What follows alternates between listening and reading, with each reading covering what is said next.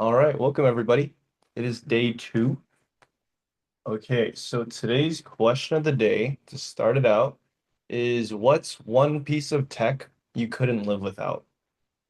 And so to start it out, I'm gonna say probably my computer, even more than my phone.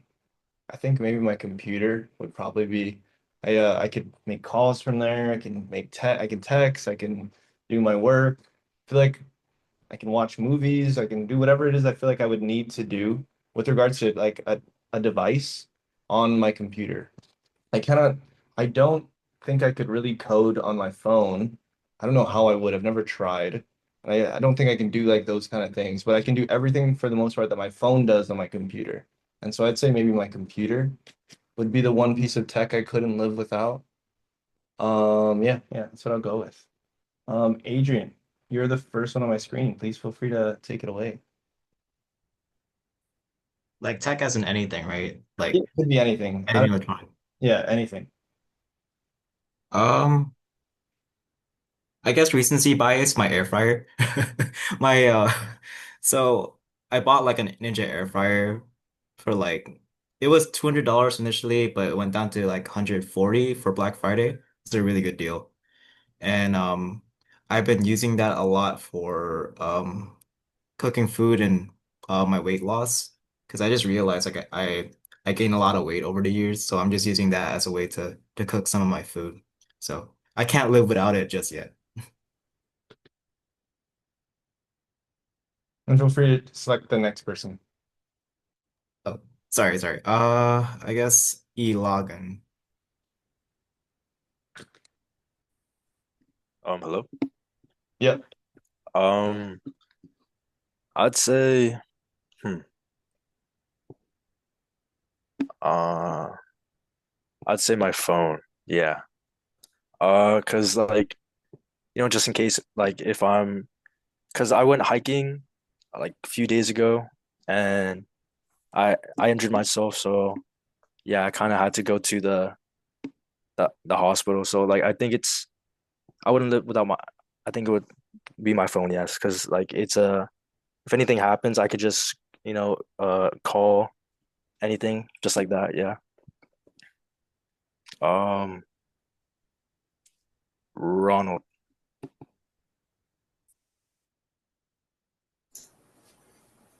Man, for me, it would be like a tie between my phone and I want to say aircon. Guam is hot, guys, so aircon baby right here.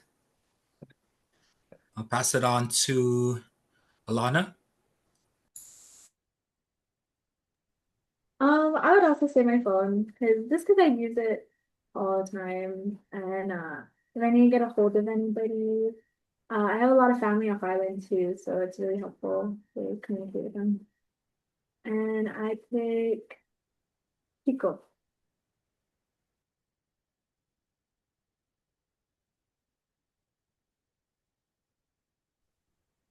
Man, everyone has good answers and they took all of mine, but to change it up, I would say cameras, to be honest, saving memories, recording them, doing whatever. But I always have one in my I always keep a camera bag in the car every time I go somewhere. When you see something, you just pop it up, get the shot, post it, whatever. So, Who didn't go? we'll just, Everyone, yeah. I think we'll just ask Junior when he comes back. Everyone else went. Cool. Thank you all. And yeah, so once Junior comes in, he's just restarting his computer. We'll ask him as well. Okay, so we are gonna do quick hotkey of the day. And so today's hotkey of the day, let me share my screen first. Let's do this. So today's hotkey of the day is in the terminal. If you click the up arrow, you can cycle all of your previous commands. I don't know how far exactly it goes back, but like I'm still clicking up and it's still doing the different commands that I've ran in the terminal. Oh, there, it kind of stopped right there. But yeah, actually no, I did npm start a lot. So actually, let's see how far I go. Yeah, it's still going. So this is like days, if not weeks already of commands that I've ran. And so I literally just kept clicking up and now I'm clicking down to go back. And so I did npm start a lot, I guess. But yeah, so you'll see me whenever I've ran like Ruby, the name of the file the first time, I more than likely am not going to type it out again. I'm just going to click the up arrow and click enter to continuously run it over and over and over if I need to, because I don't feel like typing out that whole thing. And also, I guess kind of building upon this, yeah, today we're gonna kind of have two hotkeys of the day because they kind of go together. I guess the point I'm trying to make here is if I don't have to type something out, I'm not going to type it out for multiple reasons. For one, of course, it saves time. But for me, the bigger thing is like a lot of times you guys will see me, I'll have like spelling mistakes. And so more than likely, I'm not going to spell something right sometimes. And so to kind of minimize my errors with regards to spelling, more than likely, I'm going to type like, for example, let's go into CD into week one and I have practice at RB here. I'm going to type in Ruby, and then I'm going to type in PR, and then I'm going to click tab, and I'm just going to have it finish. So the two hotkeys of the day today are the up arrow to recycle the command, the previous command or commands that you've ran, and then tab complete. So for example, again, I'm typing in Ruby, and then I'm typing in PR maybe, or it could just be P, and I click tab, and there's practice at RB. So those are the two kind of hotkeys that I want to share with you guys today. And kind of, so the other thing I quickly wanted to show you about tab complete, let's do, okay, cool, this is good. So let's say I'm going into a folder, or there's multiple folders that start with the same thing. So for example, if I do RE, there's multiple folders here that start with RE. And so if I click tab, for one, it uppercase it. That's the first thing I did, or it did when I clicked tab. But then now if I click tab again, it's going to show me both options. And so now I'm like, okay, cool. I want to go into resources, for example. So now I'm going to type in S, and now I can finish the tab. So basically, the way it works is that it's going to give you all of the different folders that start with whatever it is you input. And then from there, you can kind of filter it down based on whatever it is that you actually want. So for example, the example I use is I just typed in S, and now I can click tab again.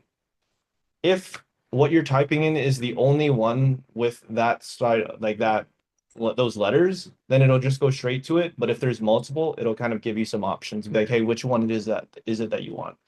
Um, for example, week one, there's only one there. So I just click tab, now I click enter, and I'm in week one.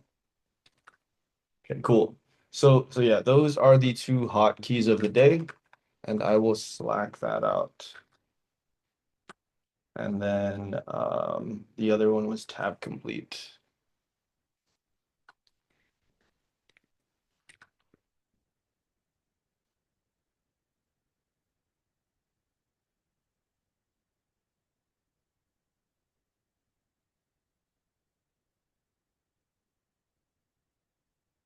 Okay, let me mark that we went through that. Okay, cool. So, all right. Oh, and then yeah, we meant to sorry, let me do this real quick. Sorry, we're Junior, we're gonna ask you a question of the day. So everyone went already. Today's question of the day is what's one piece of tech you couldn't live without? I think I said my computer, some people said their phone, some people said their air fryer, somebody said a camera, aircon, etc. So what is one piece of tech that you couldn't live without? That's a tough one. I would have to say probably my phone. Not necessarily for the reasons that maybe people would think, but back in the day I had to memorize all the phone numbers, right? Because it was the dial and everything like that. And so I was pretty good at memorizing it, but now I think the only phone number I memorize is my wife's phone number. But that's about it. So if I ever got in trouble, my wife better pick up. That's I agree. I'm not the best at memorizing everyone's number. So that's a good point. All right, cool. Well, thank you all. Okay, so to start today we're gonna kind of build upon what we went through yesterday. So specifically, we didn't have much time with these conditionals, and so specifically we're gonna kind of continue with this.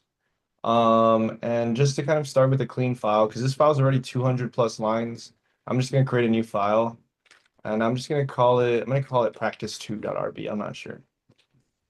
Okay, so as a quick refresher, so we have variables, we went through variables, we went through the different data types. So for example, and specifically the different data types that we went through were strings, what's it called? Integers, floats, and Boolean. The other things we went through were string concatenation and interpolation. We also went through some different ways to manipulate strings. For example, with dot reverse, dot upcase, etc. We were also able to get user input with gets.chomp. And then the last thing that we were just touching on was conditionals. Conditionals. Basically, if, else, and kind of thing. If this, then that, else, then do something else. And so this is kind of what we've went through so far. If there's any questions on any of these topics or anything like that, feel free to reach out to me or Lana. We're happy to go through it again. The other thing is that I did upload the recording. And so as I mentioned, the recordings are all going to be right here in the bookmarks. We can see here's week 1 for here's the pre-work, and then here was yesterday's class. You guys can click on that and check on that as well. Okay, so to kind of continue with conditionals, let's do a quick, I guess, refresher of what a conditional looks like. So for example, let's say I have like number equals 10, and if I can say something like if number is greater than 10, and I'm going to put my end, I'm just going to put puts number is greater than 10. If I run this file, I'm going to go Ruby space practice2.rb, click enter. Number was not greater than 10, so that's why I didn't print anything out. As soon as I change this to 11, for example, run it again, now number is greater than 10. And we can also add another condition. So we can say like else if number equals 10, puts number is 10. Oh, sorry. And then if I change this back to 10, now we should see number is 10. And then finally we could add another else if, but I could also just do else. So if neither of these conditions are true, go ahead and do whatever it says to do in here. Puts number is not greater than 10 and it's not equal to 10, for example. So if I made this 9, run it again, number is not greater than 10 and it's not equal to 10 either, or whatever it is that we wanted it to say. And so these are basic, this is a basic conditional. It's like if some condition is true, do something. If this is not true, then we're going to go on to the next, basically we'll go on to the next condition. If this condition is true, do something else. If neither of these conditions are true, do whatever's in the else block. It's pretty much the way conditionals work. Okay. So today we are going to kind of expand on this, and I want us to kind of do a slightly more complex example. And so specifically, I want us to create, basically what we're going to do is I want to create a program that gets the temperature from the user and returns a sentence based on that temperature. So in order to do this, the first thing I'm going to do is I'm probably going to prompt the user. So I know that I'm going to use gets.chomp, but before I even do that, I just want to prompt the user like, hey, go ahead and enter the current temperature, for example. Puts, please enter a temperature. And then from there, I'm going to get that temperature. And so in order to get that temperature, we'll use a variable with gets.chomp to get their user input and set it to whatever variable it is we want. So for example, temp equals gets.chomp. And I already know that I'm dealing with a number here, and technically gets.chomp, if you remember, gets.chomp always returns a string. And so already I'm just going to convert this into an integer. And so now let's just go ahead and put temp. Before I start with any of the other conditionals or start doing any other logic, I'm just going to start with testing this out. I want to make sure this works. I've already done some logic. Let's just test it out. So Ruby practice.rb, practice2.rb, and then please enter a temperature. So let's say 100. I click enter, it printed out 100. And just to test it again, if I do like 99, it says 99 perfect. So it's doing exactly what we expect it to do. All right, cool. So the next thing I'm going to do is I'm going to set up my condition. So it's like if the temperature is this, say something. Else if it's the temperature is something else, say something else. Else, say something else. Okay, so let's go ahead and do if temperature is, for example, greater than 85. And as soon as I'm done, I really want to emphasize this. As soon as I'm done with the first line, I'm automatically putting that end. And the reason that I'm highly recommending this is just because as our conditions or whatever it is we're doing is getting more complex, it is very easy to forget to put the end. And then that's one more thing you're gonna have to debug. So immediately right when I'm done with this, I'm gonna go ahead and put my end. And so then from there, let's do like puts it's hot outside, for example. And so let's just try running this before we add any more logic.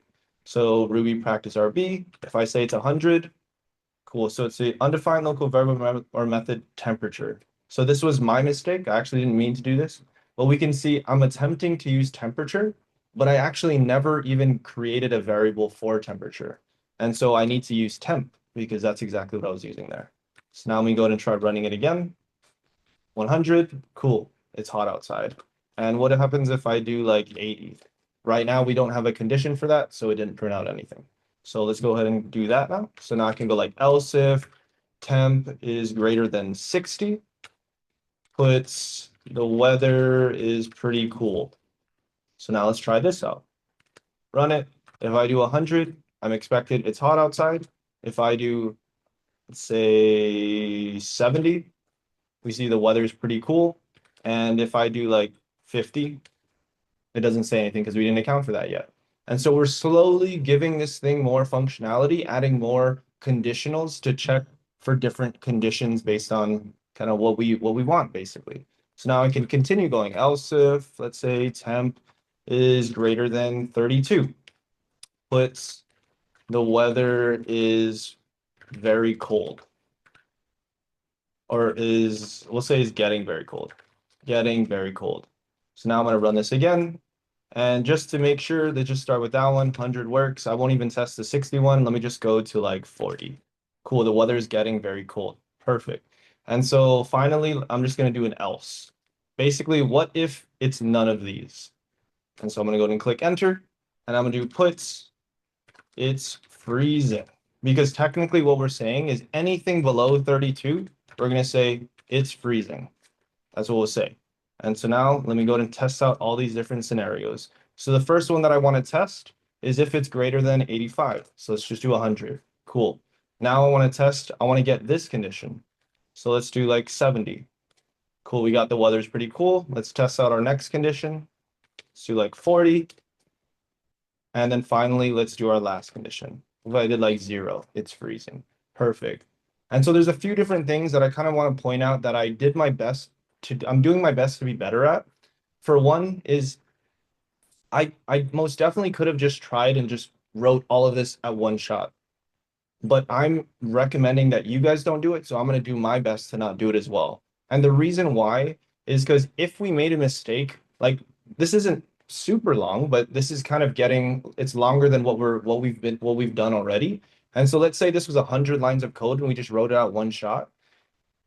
If we had any bugs, like if we had any issues with it, we're going to go ahead and we're going to try to figure out where in this 100 lines of code, or for example, in this one, it's like whatever, 9 lines of code, did we make an error? And so we're going to have to go through line by line and try to figure it out. Versus if we do some logic, test it out, do some more logic, test it out, do some more logic, etc. That to me is just, it's a more sustainable and it's easier to kind of make sure that your code is doing what you expect. And that's kind of the idea with that. Um, and then the other thing that I did was I did my best to test every single scenario. And so this is something that I do on the real job. Like if I'm building something for a client, more than like I'm gonna do my best to test every situation, every, I guess we'll say edge case, because in the real world, what if a customer or what if someone was doing something and you didn't account for it? Then it's going to be an error. It's not going to be the best user experience. And so that's where I want to account for all those different edge cases and all those different scenarios to make sure that whoever's using the program that I created is going to have as good of a user experience as I can create. Cool. Um, but on that note, any questions about kind of conditionals, what I did here with the gets.chomp, or anything in general that I've kind of been mentioning? Cool. Okay, so I'm gonna give you guys an exercise to try this to practice this out yourself, and then we'll go ahead and move on to the next I guess like a slightly more complex condition. So let me go to exercises. Okay. So you guys' exercise is I want, or actually, let me go ahead and edit this. You guys don't need to create a new file. So your task or your exercise is to write a program that asks the user for their exam score, and it's going to output the grade basically based on that. So you're going to prompt the user to enter their score between 0 to 100, and then you're going to use if, else if, and else statements to determine whether or not they received an a B, a C, a D, or an F. And we can kind of see the grading scores here. Cool. All right, so I'm gonna stop sharing my screen. You guys are good to share your screen and try that out. I'll give you guys like 5 to 7 minutes or so on this, and then we can kind of move on from there.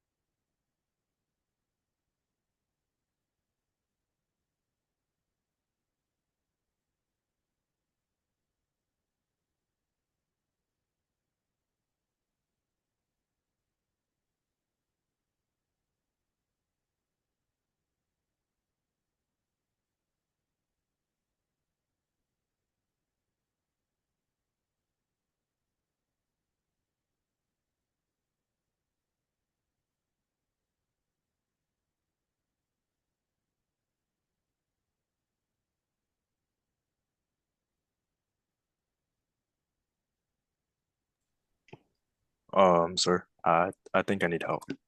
Yeah, I got you. Let's see. I don't know what's going on with the. No worries.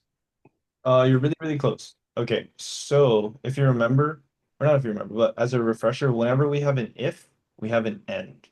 And so basically, if starts the conditional, end would end the conditional. In the same way, for Oh, example, okay. if you look at yours right there, there was an end above, basically. Oh, okay. Yeah, so go ahead and try running this. Oh, okay. Thank you. Yeah, got you. Great question.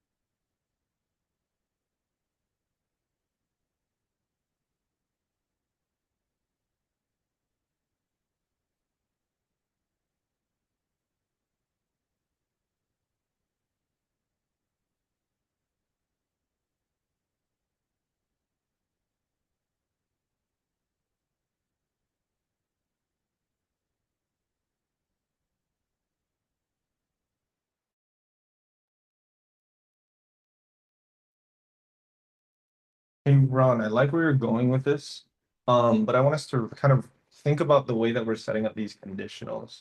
So, for example, in line 26, you're saying else if exam score is greater than or equal to 89 and exam score is greater than or equal to 80. So to basically what I'm trying to get at is these two conditionals, they're kind of conflicting in the sense that how is it how would it be greater than 89 and also greater than, or actually maybe like it'll never, maybe it's not conflicting necessarily, but then like basically it's only if it's greater than both of these in a sense. And so to simplify it, one thing we could do is let's go ahead and just remove um or let's remove this first one. Leave the exam score greater than or equal to 80. So delete from there that way.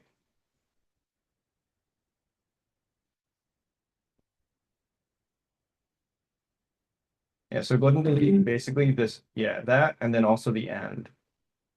And so it's just, all we're gonna do is we check, is the exam score greater than or equal to 80? So we're already checking 90, we'll check 80, and then down here, let's go ahead and delete this, and this one will just be 70, and then the next one after that, we'll do something else. Cool. And so let's go ahead and try this. Try this out, see what happens here.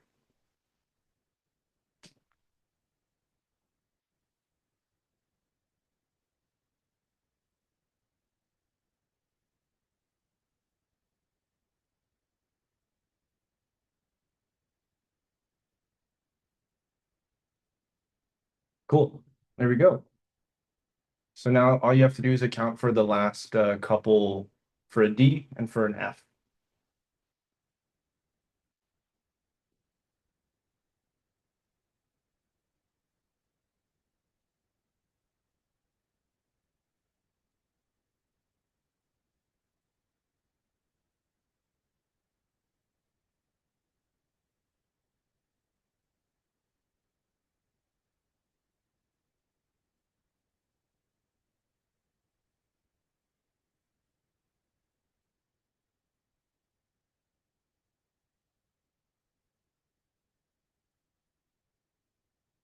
It's because like a couple more minutes, so like 45, and then we'll continue.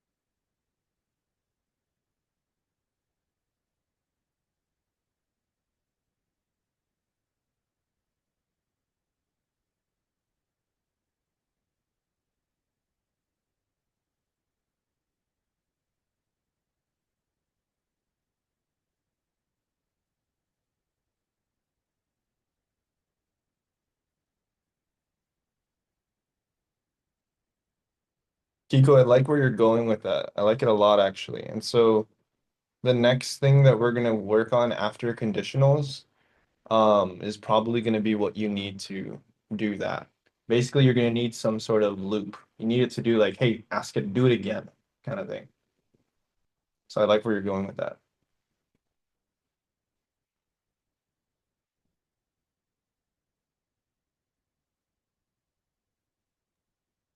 You see how it's not making me like after it says, "Do you want another score?"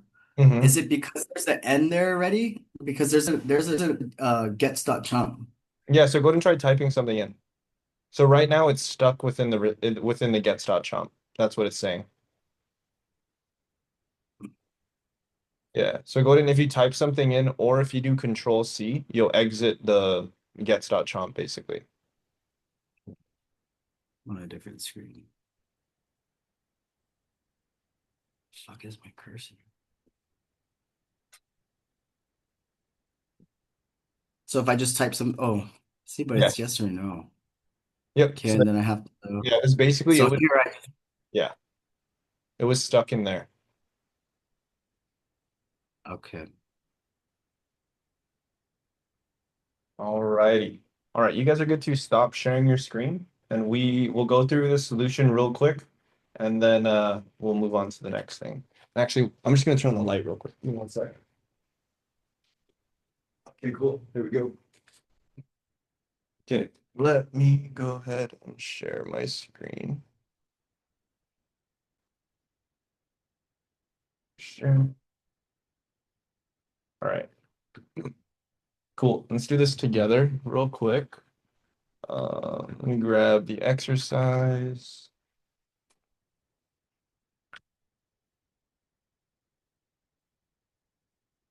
Okay, so write a program that asks the user for their exam score and outputs their grade. So the first thing I'll need to do is ask them what's their exam score. Exam score. What is your exam score? And I'll have to get their score with a variable. I'll have to set their score to a variable and get it with gets.chomp. And let's just go ahead and print that out and make sure this works. Cool, it does work. All right, so now we can go ahead and start with our conditional, which is pretty much going to be very similar to this. And so actually, I'm just gonna copy this. I don't feel like rewriting the whole thing at the moment.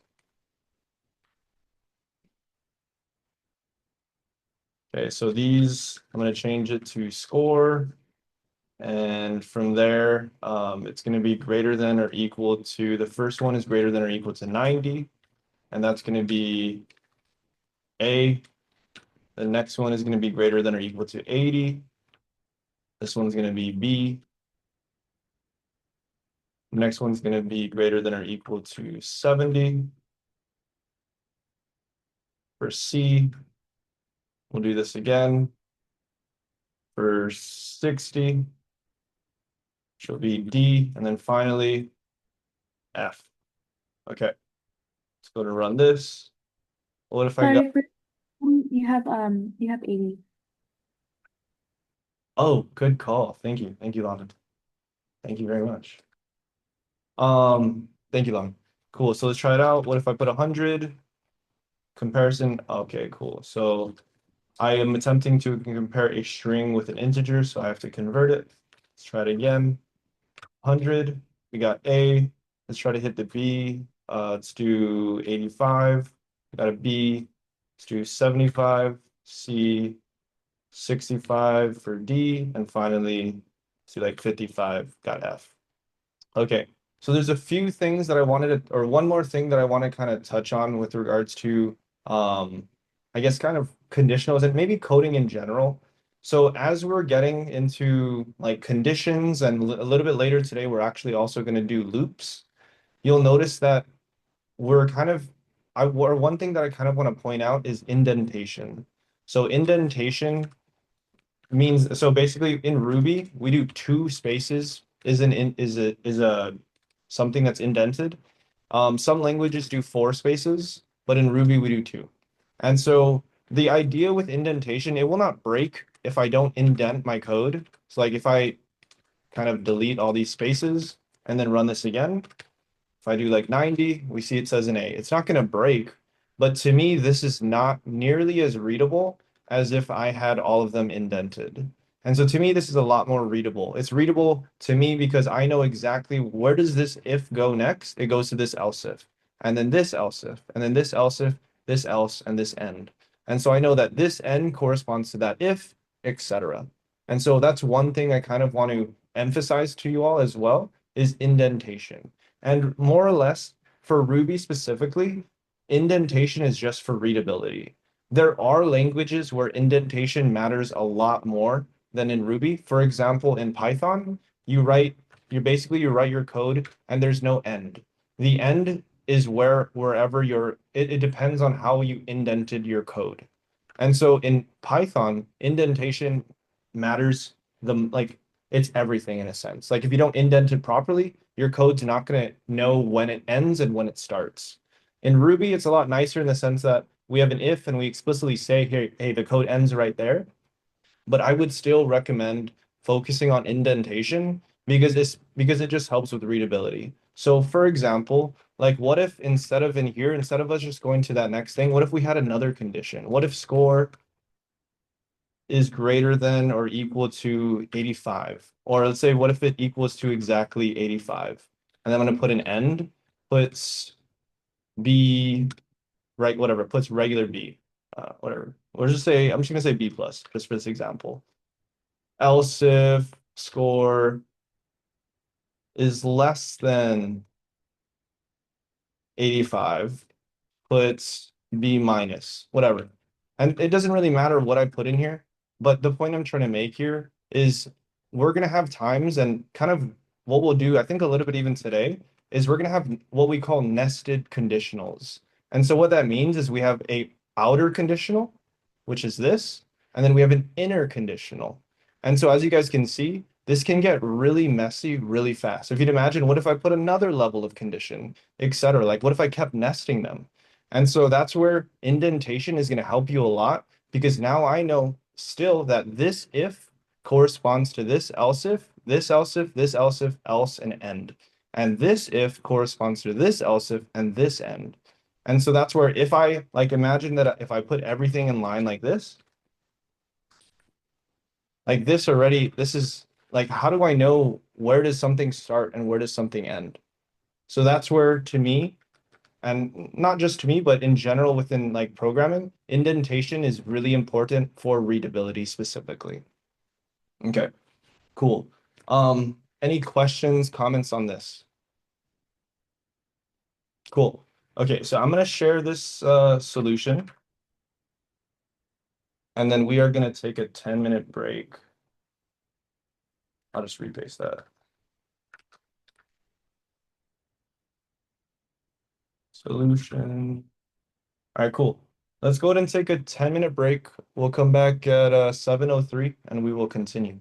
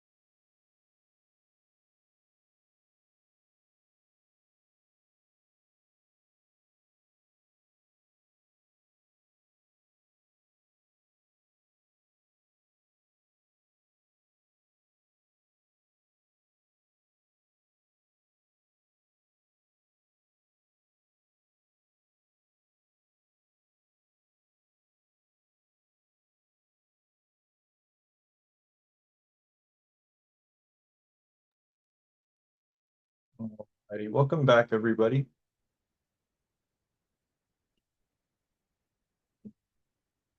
Okay. This. All right. Let me share my screen.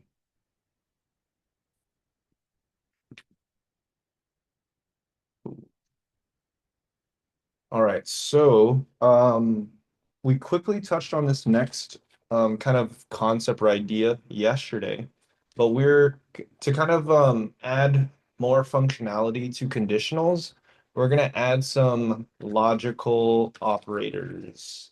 And so technically, actually yesterday I said there was two. There's technically three different operators that we are going to quickly touch on today. And so the first one is going to be ampersand for and. Basically, it means that both conditions, both or all, you can have more than two, but both or all conditions have to be true. And then there's going to be the or operator. Only one conditional has to be true. And then the last one is going to be the exclamation point. I believe this is technically called the bang operator, B-A-N-G, bang operator. And so this one's basically, it inverts the value of the value of the condition. For example, if it's true, it'll convert to false or vice versa. So these are the three, sorry, here's the three logical operators that we're going through. So we have the and, or this one's basically the bang operator, or it's like it inverts the value. And I also think it also counts as not bang. We'll say the not operator. And we'll give an example of this to better explain it. But to start out with, we can do the and the or. Those are the two more important ones to me for you guys to understand. This is kind of like an extra one. Okay, so let's go ahead and do an example like this. So I want to do a program that asks the student if they're, or asks the user if they're a student, or if they have, or maybe not or, and say, and if they have their ID, if they have both, they're valid. If not, then they're not valid, basically. And so what we can do is let's do like puts, are you a student?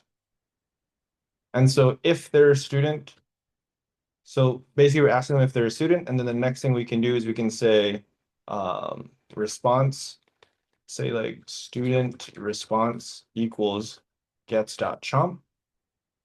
And so then the next thing, let's go ahead and just print this out. Student response. So let's go ahead and run this. If I run this file, are you a student? Yes, perfect. And one thing I'm actually going to do is I'm going to add dot down case. So that way it doesn't matter if I respond with all caps or not, or if I add one uppercase, it'll always be lowercase yes.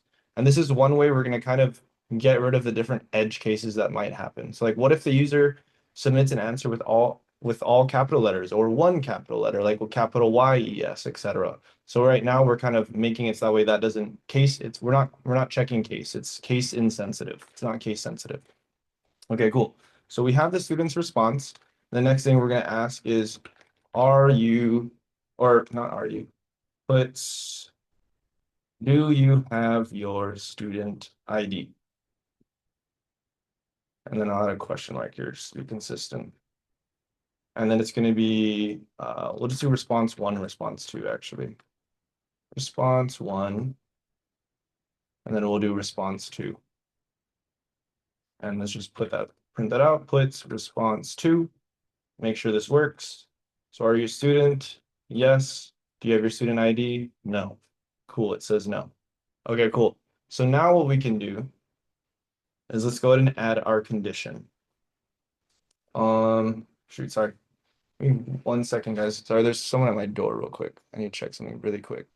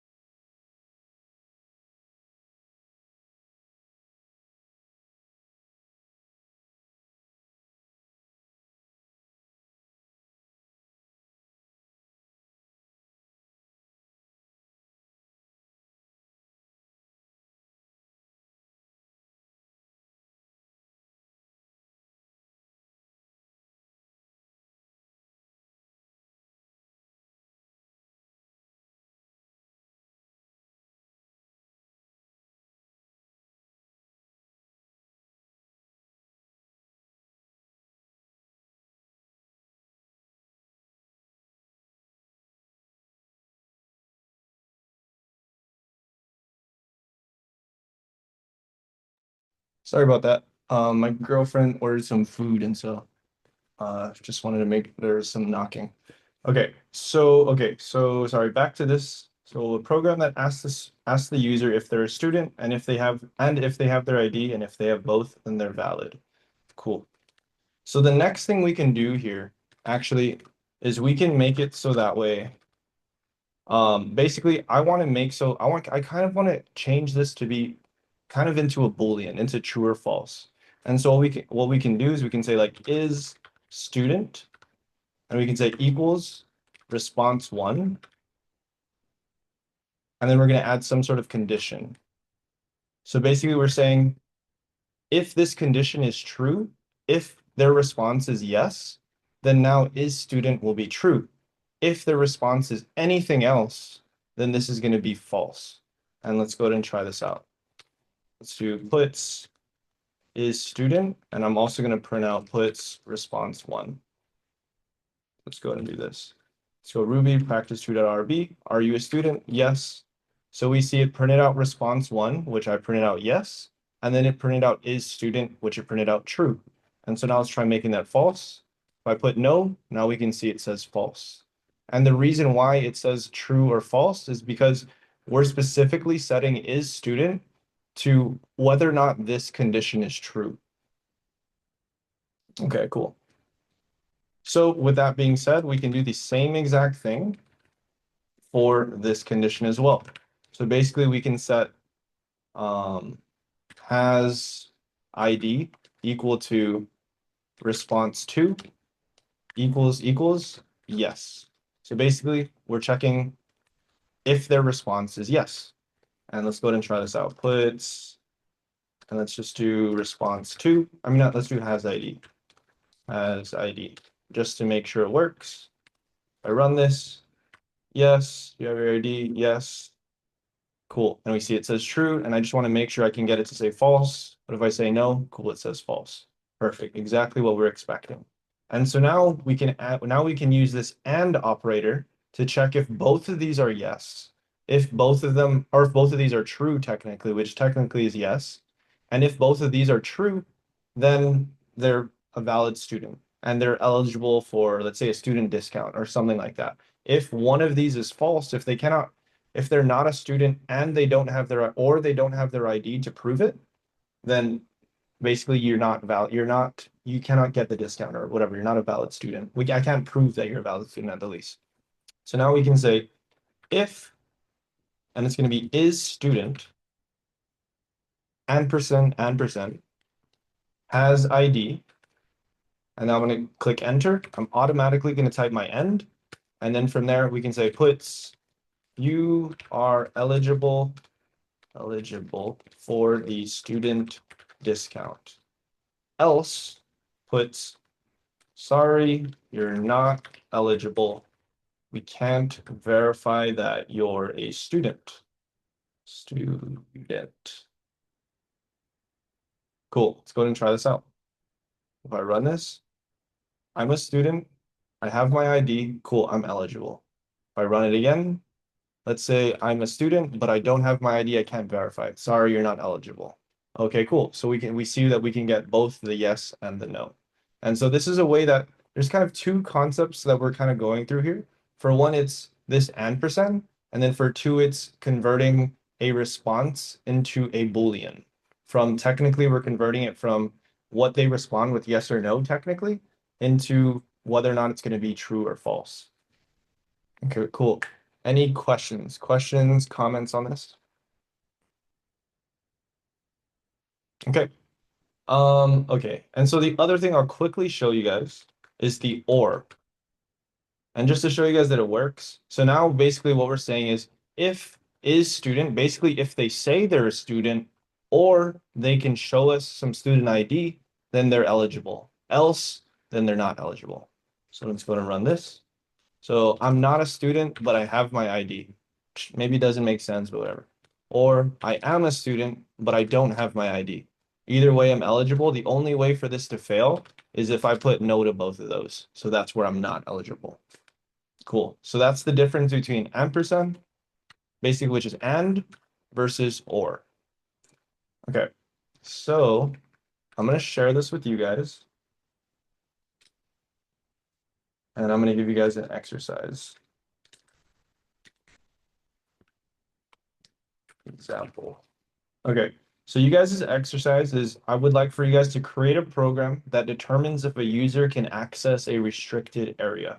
So basically, you're going to ask the user for their age, and you're going to ask them whether or not they have their VIP pass.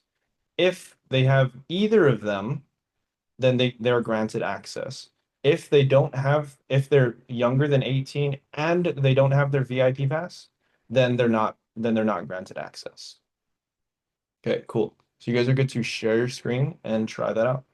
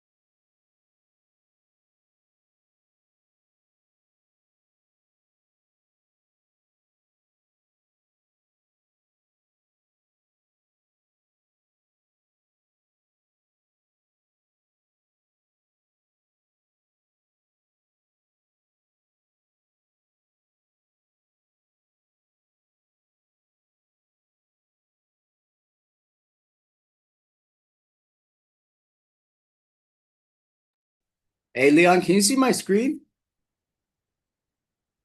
Yes, I can. Can you explain what this is? Yeah, yeah, yeah. So, specifically, I'm looking at right here. Here's let me mark it right here. So it says practice RB line 31, syntax error, unexpected or. So yeah, Oh shit. Okay, I see it. got you. So where would I place the or to make the response different? Oh, else if. Yeah, you would do else if.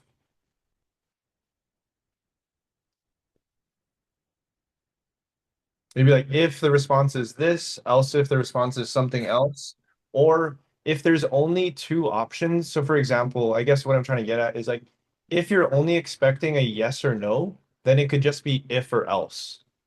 But if you're looking at more specific conditions, then that's where it'll be like else if, whatever, whatever, whatever. Does that make sense?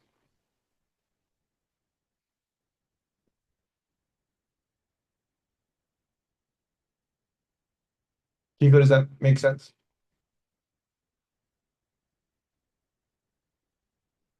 He's frozen. Oh yeah, I think his computer shut down. All good, all good. Sorry. Holy cow. All good, all My good. bad. No, but did that make sense though? I couldn't hear anything you said.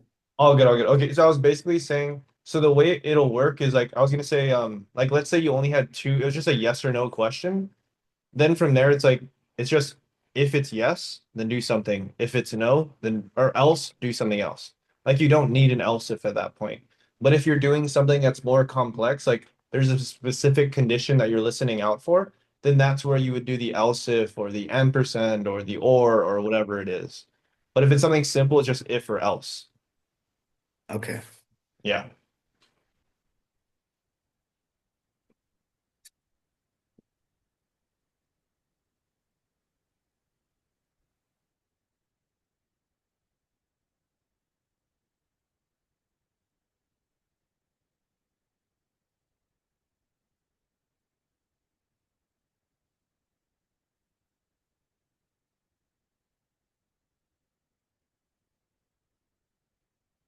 I'll give you guys a couple more minutes on this.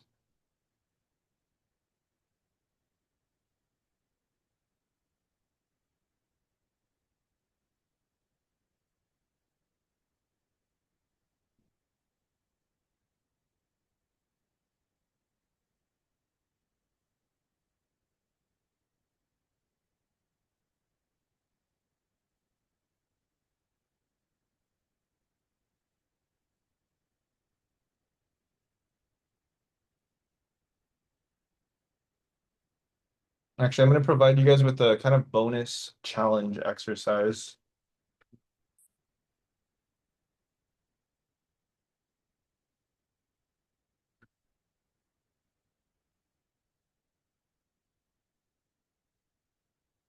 Okay. Cool. So I just added a bonus for you guys to work on after this. And it's basically for you guys to write a program that checks if a number is even or is positive or is even or odd. Is positive and even or if it's odd, basically. Technically, whatever.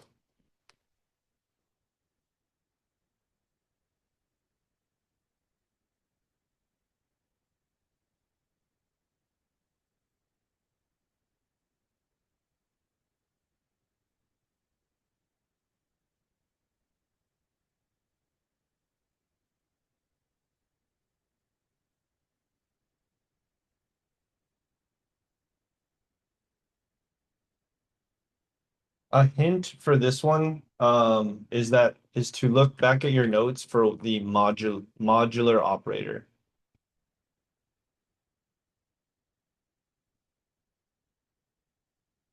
And I just put that as well in Slack.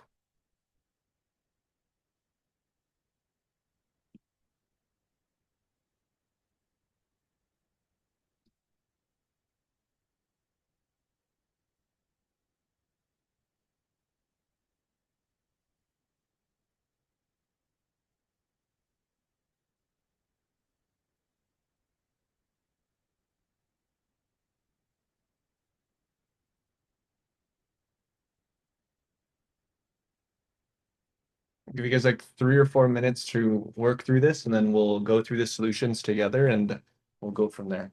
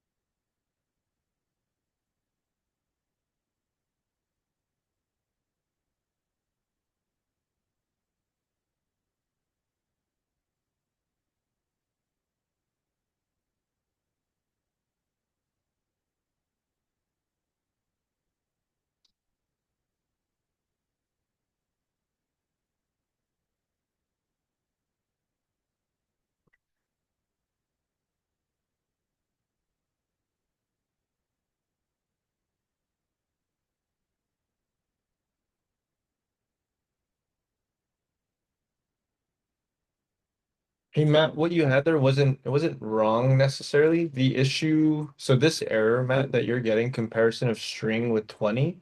So let's scroll up. Scroll up a little bit. Yeah, okay, cool. So right here for what is your age? So technically they're inputting a string is the issue.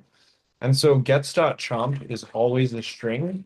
And so what you're trying to do, I guess technically here and here, is you're comparing age, which is a string, with a number, with an integer, which you cannot do. It has to be either both a string or both an integer. And so instead of downcase, let's do dot to I.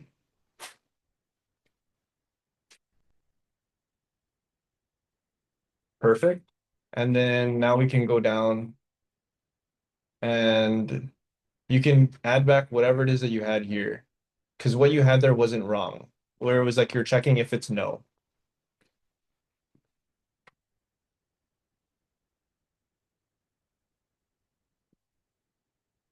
So you make sure to do the double equals to check for basically you're checking if it's equivalent. Yeah.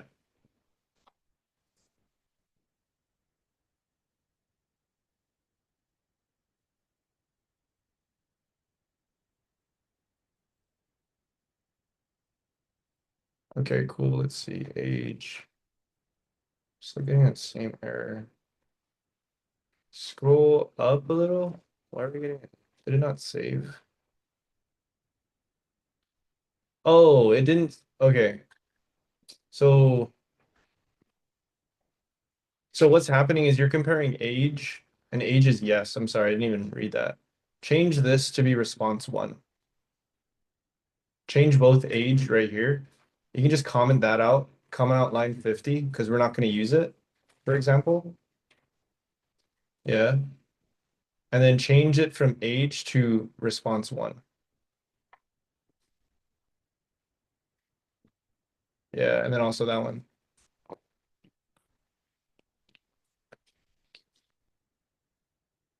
All right, cool. Go ahead and try this out now.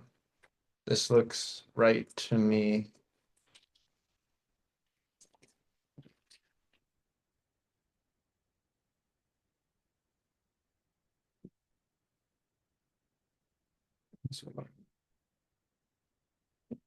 Okay, we misspelled something somewhere. Response. Oh, right there. So yeah, the response. And then the other thing, okay, so there's another thing I quickly want to touch on. So the other thing is right now your setting has VIP to always be yes. And so what I would recommend here, so technically it'll never be no, because you're explicitly saying even if their response is yes or no, you're saying it's always yes. And so what I would recommend here actually is if you scroll up to I think the exercise that we did before this, actually go and scroll down. So we're gonna go in here, we'll do this. So we're gonna set has VIP to, so we're gonna do right after the equal sign, put a space, and then it's gonna be response to equals equals, space equals equals,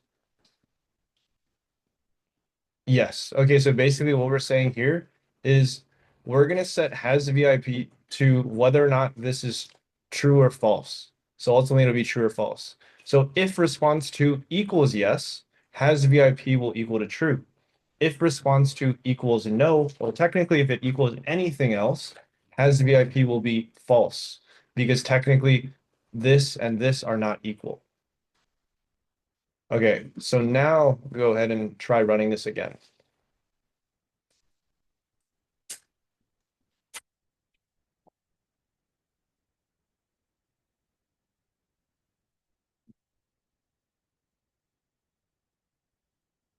Okay, let's see. Response one is greater than or equal to 20. Okay, the other thing is let's change this to just be else.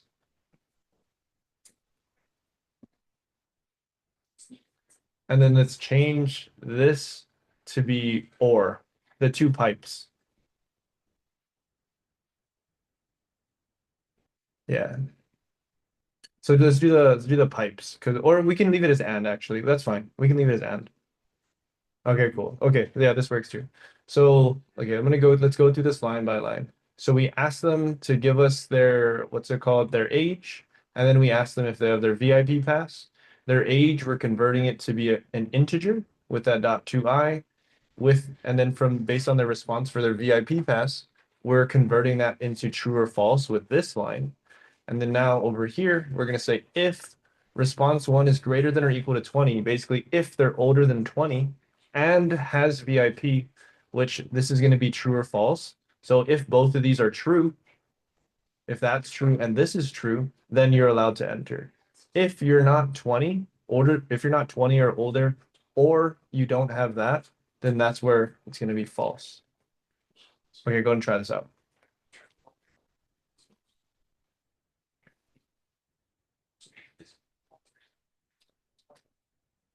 All right, cool. So they're 20, so they're still, so one of them passed. So this one passed, and you're using an or, so that's why it didn't matter whether or not this is true or false. That's why this passed. So now if you run it again and you make it like 19 and no, then it should be false. And so then we should hit the else. So no, so go ahead and leave that to 20, and then let's run the code again, and we'll get. I want us to get the else. So go ahead and run it again. And so I want you to put like 19 or something down here, and then put no. And now we get this because neither of these conditions were true.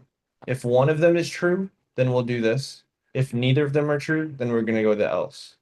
Versus if this was the ampersand, then that's where if both of these are true, then do this. If only one or none of them are true, then go to the else. Does that make sense? All right, cool. Okay.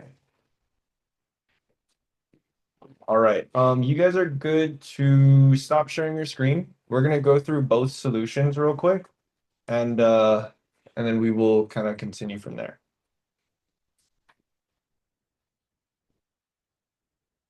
Right. You go ahead and share my screen. Okay. So the first exercise was the VIP access one. So it's going to look pretty similar to that one, to the one that first exercise we just did. Okay, so create a program that determines if a user can access a restricted area. So ask the user for their age and whether or not they have a VIP pass. So first thing we're going to say is, what is your age? And we're going to go age equals gets dot chomp. And we're getting an age, and we know that we're going to compare that with an integer. So right off the back, I'm just going to do dot 2i. And then from there, we're going to ask whether or not they have their VIP pass. So put, do you have your VIP pass? Question. And then we're going to get the response. We're just going to say response equals gets dot chomp. And then this is where we can do, basically, we'll convert this into true or false the same way we did up here. So we can say has pass equals, and it's going to be their response it's going to be whether or not the response equals to yes. Actually, I'm going to do dot down case there as well. And so basically what we're saying here is, do you have your pass? Get their response with gets.chomp, make it all lowercase, and then from there, we're going to set has pass equal to whether if their response is yes, so that equals yes exactly. So that's where this condition is true. So then that's where has pass will equal true. If their response is anything else, it could be no, it could be not, could be something, whatever, that doesn't equal yes. So that means that this condition will return false, which means that has pass is going to be false. And so just to test this out, we can go ahead and put age, and let's go ahead and put has pass. I'm going to run this code. What is your age? Say 26. Do you have your pass? No, I don't. So that should be false. If we do it again, I'm just going to do 26 and yes, and we see it's true. So perfect. So has pass is going to be true or false depending on what their response is. Okay, so now we're going to create the condition. And so basically, if the user is 18 or older, or they have their VIP pass, then they're granted access. So we can go if, and we're going to say age is greater than or equal to 18. And then it says, or they have their VIP pass, or with the pipes. And basically, if they have their pass, this is going to be true. So we're just going to say has pass, because technically this is just going to be true or false. And then I'm going to click enter. I'm going to do my end, and then I'm going to go within there. So if one of those is true, put you have access. Else, basically, if both of these are false, puts sorry, you don't have access. Okay, so let's go ahead and run this and see what happens. So what is your age? 26. I don't have my pass. I still have access. What if I'm 17, but I do have my pass? I still have access. What if I'm 17 and I don't have my pass? I don't have access. Perfect. So those are all three kind of scenarios that we're kind of listening out for. Cool. Any questions on this? Okay. One more thing I wanted to touch on with regards to, because I saw Leon, I have a question. yes. Huh. How do you do the two bars? So if you look right above enter, there's like there's a Oh, okay, I see the backslash or the yeah. forward slash. So you're gonna do Yeah, okay. and then that basically. Sorry, I couldn't see that. Thank you. Oh, you're good. Great question. Okay, cool. The other quick thing that I wanted to touch on, kind of with regards to conditionals and just the way that to think about them, is I wanted to show you guys because I saw at least one or two people where they were attempting to do something like this. Let's go puts, what is your age? Age equals gets.chomp.toI. And then I'm gonna say if age and I'm just gonna put something. And so more or less, I want you guys to understand this concept with regards to conditions and the way that these work. So this if age, or maybe a better thing to do is response. So response equals gets.chomp. And we're gonna say, what's your name? What is your name? So this is something that to me at first, at the least, this doesn't seem super intuitive. And that's why I kind of want to explain this to you guys. And so actually, let's do this. Else puts something else. So I want someone to answer. I want to see, what do you guys think is going to be the response here? Even if I was to put, let's say I put Leon here. What do you guys think the response here? Is it going to be something or is it going to be something else? What do you guys think? Anybody?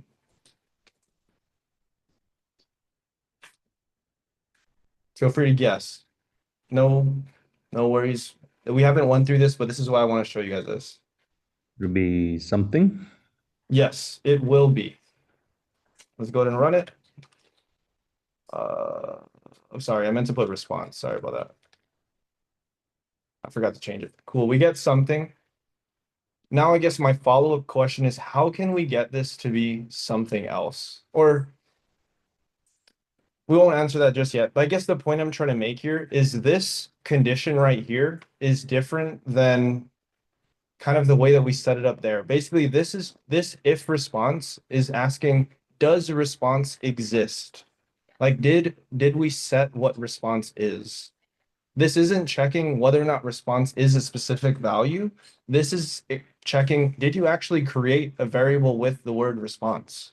Like, does that exist? And so that's kind of, sorry, it might not make full sense just yet, but as we're working through more conditionals, you will see stuff like this, or you might accidentally do this and you're wondering why things aren't working as you think, as you kind of like what you're expecting. And so I just want to put this out there and we'll go through this again, but I just want to show you guys this so that way down the line, you guys will kind of, maybe it'll click down the line if it doesn't click right now. And feel free to ask about it. We can go through more examples later, but I just wanted to touch on this. So once again, just to repeat it, so this condition, if like this variable name is saying, does this variable exist? If it exists, then do this. If it doesn't exist, then do something else. And the technical term that you guys might hear is truthy or falsy. Truthy or falsy. Truthy is basically like if it exists or if it's true or any or like anything like that. False is basically it's going to be like nil, which is basically nothing, or false, or I think negative. I don't remember. We'll do nil and false though for now. Would be technically falsy. Basically saying it doesn't exist or it's false. And so that's what this kind of condition is doing. We'll touch more on that later, but again, just wanted to show you guys that really quick. Okay, so, and then the final thing before we move on is this challenge.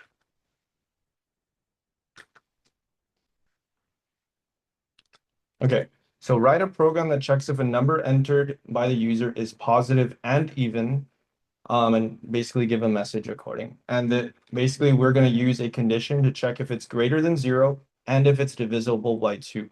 And so the hint was to use the modular operator. So for example, we can do puts, enter a number, and then from there, let's go ahead and get their response equals gets.chomp.2i because we want to convert it into an integer right away because it's a string. And then from there, we can just say if number is greater than 0, because that's the first condition that we're checking for, and it's divisible by 2. So we can go ampersand, ampersand, and we can say number mod 2 equals 0.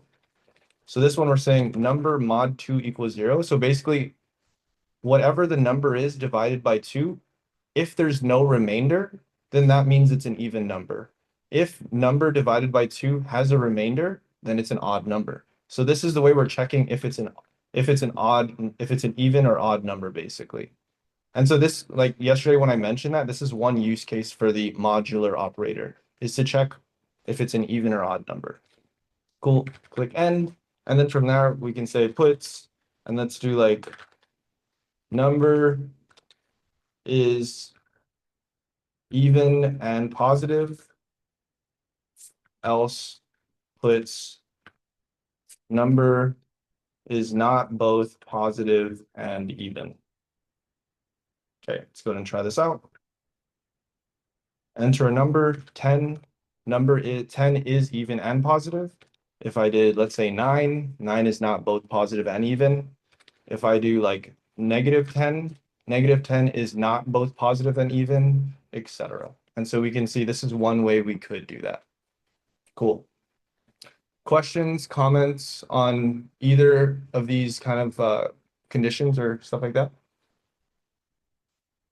All right, cool. Yeah, real quick. For the last exercise, so you can expand on that one too, right? Correct, correct. Say if it's positive or negative and even, or stuff like that. 100%. So we can kind of put an almost infinite amount of else if some condition or some other condition, whatever. You can kind of do that infinitely. Yeah. So 100%, you are completely right. So you could continuously expand on it. And even, I guess, kind of building upon that, as I showed you guys above, like we could even have nested conditions. So like, let's say if this condition is true, and then we want to get even more specific. If number is greater than 0.5. I don't know, whatever it may be, whatever condition it is that you want, you can continuously layer on more conditions if you're trying to get that specific. So it kind of just depends on how specific you're trying to be. That makes sense, Ron? All right, cool. Great question or great statement. All right, so I'll share these solutions. Solutions. Let's do this. Let me grab, yeah, this is the first one.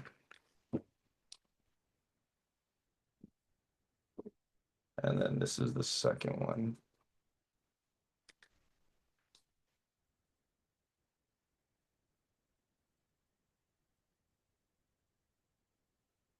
All right, cool.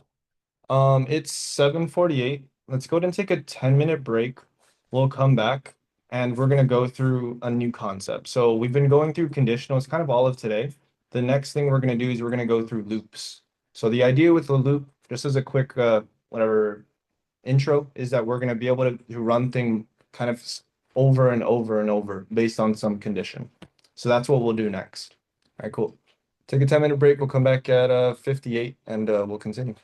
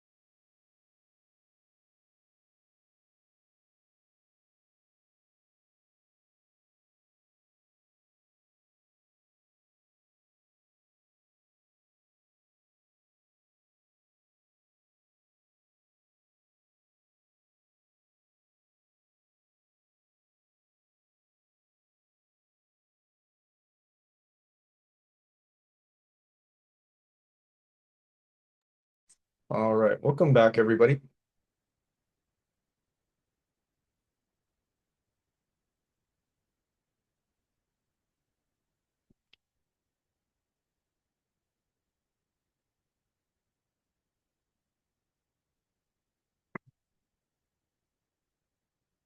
Cool. Let's see. How's everyone feeling so far? Okay. Yeah, got you. Okay.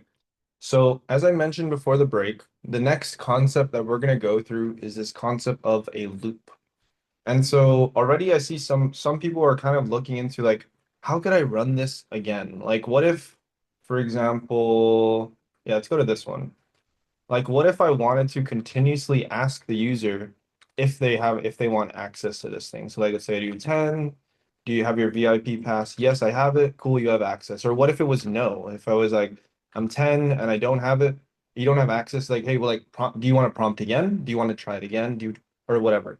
Like, so one way that, I guess, sorry, one way that we could solve that is with a loop. And a loop is basically a way for us to run the same code continuously over and over and over until a specific condition is met. Okay, so let's see. With that being said, the first loop that we're going to go through, there are many different kinds of loops, but the first one that we're going to touch on is something called a while loop. And so a while loop. So a while loop is basically, we can think of it like it's going to run while a condition is true. When that condition is false, the loop's going to end. Simple as that. So this is a loop that will continue while a condition is true. That's why we call it a while loop. So for example, so let's say I'm going to create a variable and I'm going to set it to 1, the integer 1. And then from there, now I can say like while counter is less than or equal to 5. And then so this is another thing where as soon as I put a while, I'm going to put an end. So in the same sense that as soon as I put the if, I put an end. And with loops, loops also have an end. So basically this is where the loop starts. This is where the loop ends. So I'm going to put that automatically. So I put while counter is less than or equal to 5. And then from there, the first thing I'm going to do in here is I'm going to do counter plus equal 1. And this is going to make more sense. I'll walk through exactly why I do that. And I'm going to do puts count is whatever counter is. And actually, to make this more readable, let's change this all to count. Okay, cool. So I set count equal to 1, and then I'm starting this while loop. I'm saying while count is less than or equal to 5, print out count is whatever the count is. And then from there, I'm doing this count plus equal 1. So count plus equal 1 is the exact same thing as if I was to do count equals, count equals count plus 1. So basically, we are what's incrementing whatever count is. So basically, the first time, and the way this is going to work is we set count equal to 1. So we enter the loop, and then from there we're saying, hey, while count is less than 5, do whatever's in this loop. So right now, count is less than, or it is less than 5. So it's going to print out 1. And then from here, we're going to get to this statement. So as I mentioned, this is a way for us to increment what the count is. So we're going to say count equals count plus 1. Count is currently 1, so it's going to be 1 plus 1. So now count is 2. It's going to go to the end. It's going to go back to the beginning of the loop. Is 2 less than or equal to 5? Yes, it is. For now, count is 2. Count, and now we're going to increment it again. So now count is 3. It's going to go through it again, and it's going to keep going until this condition is met. Once we get to 5, because we have less than or equal to 5, now this condition is now false. So theoretically, we should not do this, and it should just exit the loop. And so that's the way this loop's going to work. So now let's go ahead and try it out. So Ruby space practice2.rb, cool. And we see it ran really quickly, but it started with count is 1, count is 2, count is 3, 4, 5. And once it got to 5, that's where it ended the loop because that's where our condition is met. Questions, comments on this? Cool. Okay. So, let's do another example. I'm going to do another quick example. So another quick example is a lot of times within programming, you'll the variable that you're using to keep track of like what's the count or whatever like that, you'll see a lot of times it'll be I, or you'll hear it as index, one or the other. So we're going to go I equals 0, for example, and I want to say while I is less than 10, I'm gonna do end, and I want to do as soon as I do it, as soon as I created my start of the loop, I made sure I did my end, and then the first thing that I'm gonna do within the loop is I'm gonna go I plus equal 1. The reason why that I need to do this is because if I forget to do this, then we're gonna have what we call an infinite loop. Basically, I will always be 0, and it's never, so this condition will never be met, and it'll result in the loop never ending.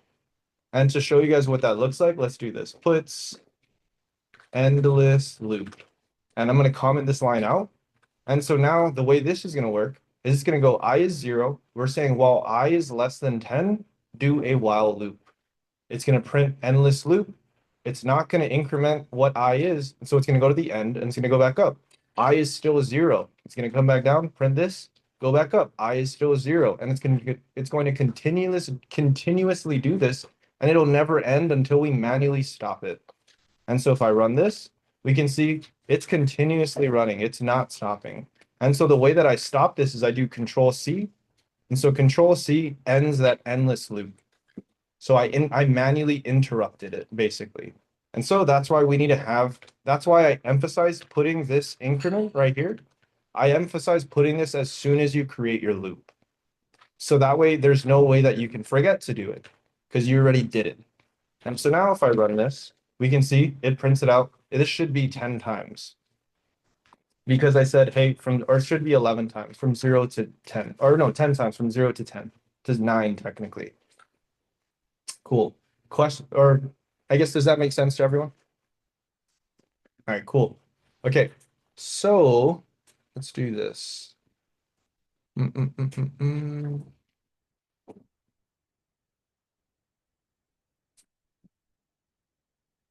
All right, let's just do a simple exercise. Create a while loop that counts from 0 through 100. And then I want you to create a while loop. And this next one after this is going to take a little bit of thinking on how to kind of reverse it. That counts from 50 down to 1, for example. And then here is the example. I didn't explicitly show you how to count the opposite way, but this is gonna, whatever, it's kind of like a critical thinking thing. Example. Here, I'll give you guys this example. I need to comment that.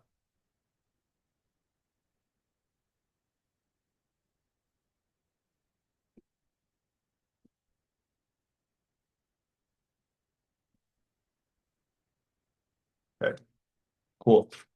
All right, so yeah, so you're gonna create a while loop that counts from 0 to 100, and then you're gonna create another while loop that counts from 50, starting from 50 and then going down to 1. Cool. You guys are good to share your screen and try that out.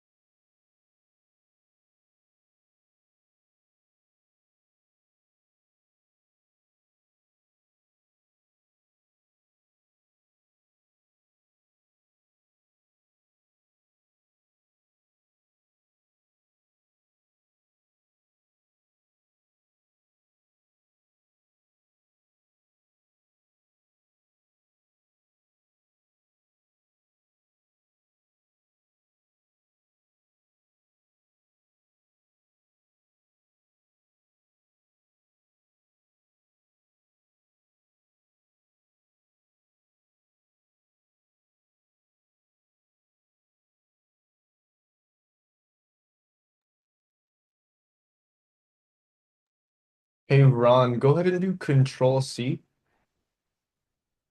Perfect. Okay.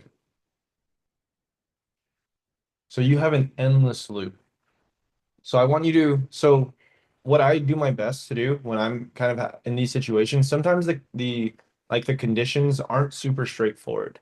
And so I'm not saying to read it out loud to me, but I'd recommend you read out exactly what this condition is. So it's like count equals 100. So while count is greater than or equal to 100, and then you're going to increment count plus equal 1, and then you're going to print out what count is. And so technically, you were starting with count at 100 already, and then you're saying while count is greater than or equal to 100. Will count ever be greater than or equal to 100? So go ahead and try this out and see if this works.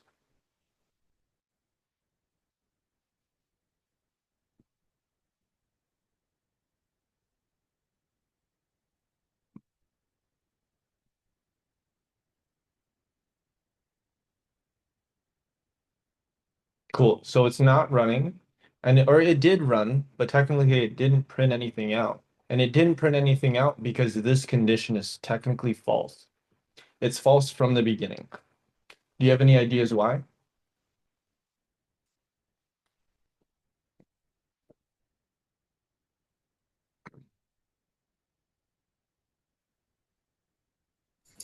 Oh, it needs to be less than, right?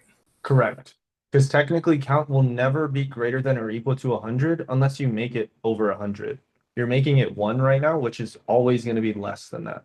And so you need to switch the arrow. Switch the arrow to be the other way. Copy. Got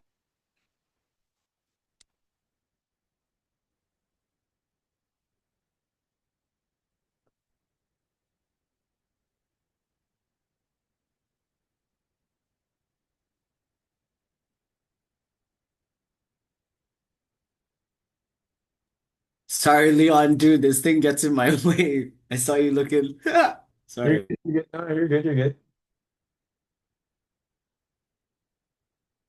Nice, Ron. So my question to you though is why are you printing out up to 101 and then go to the top and let's see what it started with. So go ahead and scroll up in the terminal and let's see if it started with what it started with. So it started with 2. So why is it starting with 2? And this is a rhetorical, something for you to figure out. Because we want it to print from 0 to 100. Right now you're printing out from 2 till 101. So that's going to be my challenge to use to figure out how to get it to go from 0 to 100.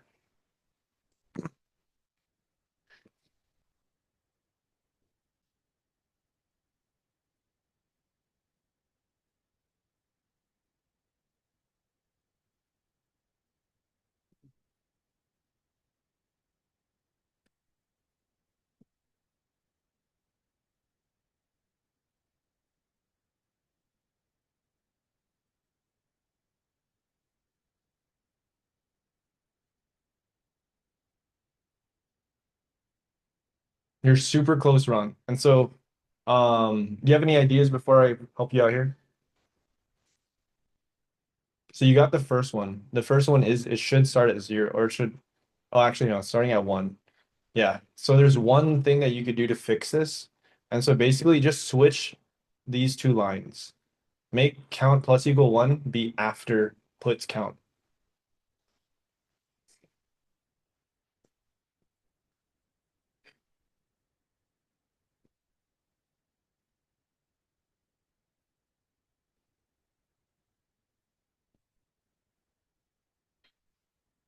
All right, cool. Try it out one more time. And then I'll explain why that worked. Cool. There's 100 and we scroll up, it should have started at 1 or 0.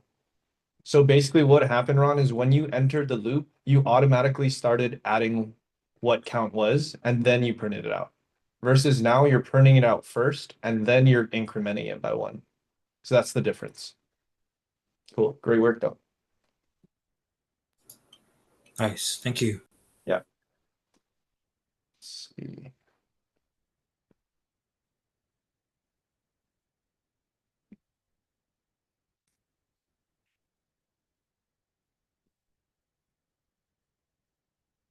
Adrian, you're super close. but you're going back to Python again. You're missing, all you're missing is the end. You just need to tell it when it starts, where does it end? Okay, try this out now.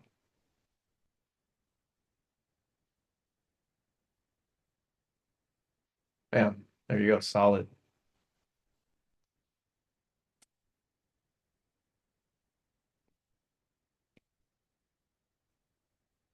Nice.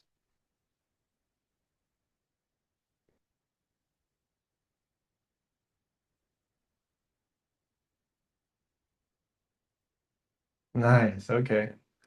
I see you, Kiko. I see you doing 99 beers. I like that one. All right, cool.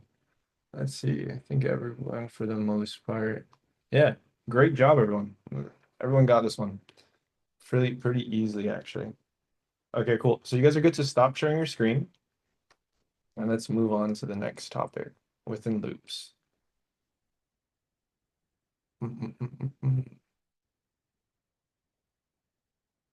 Okay.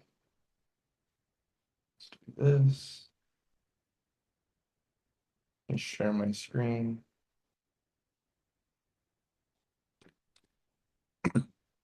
Okay. Let's see.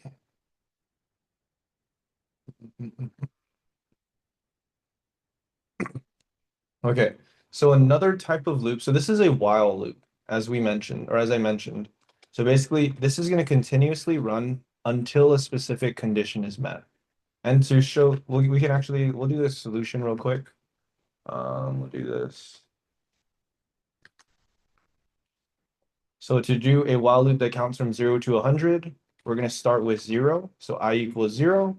And then from there, I'm going to say while I is less than or equal to 100.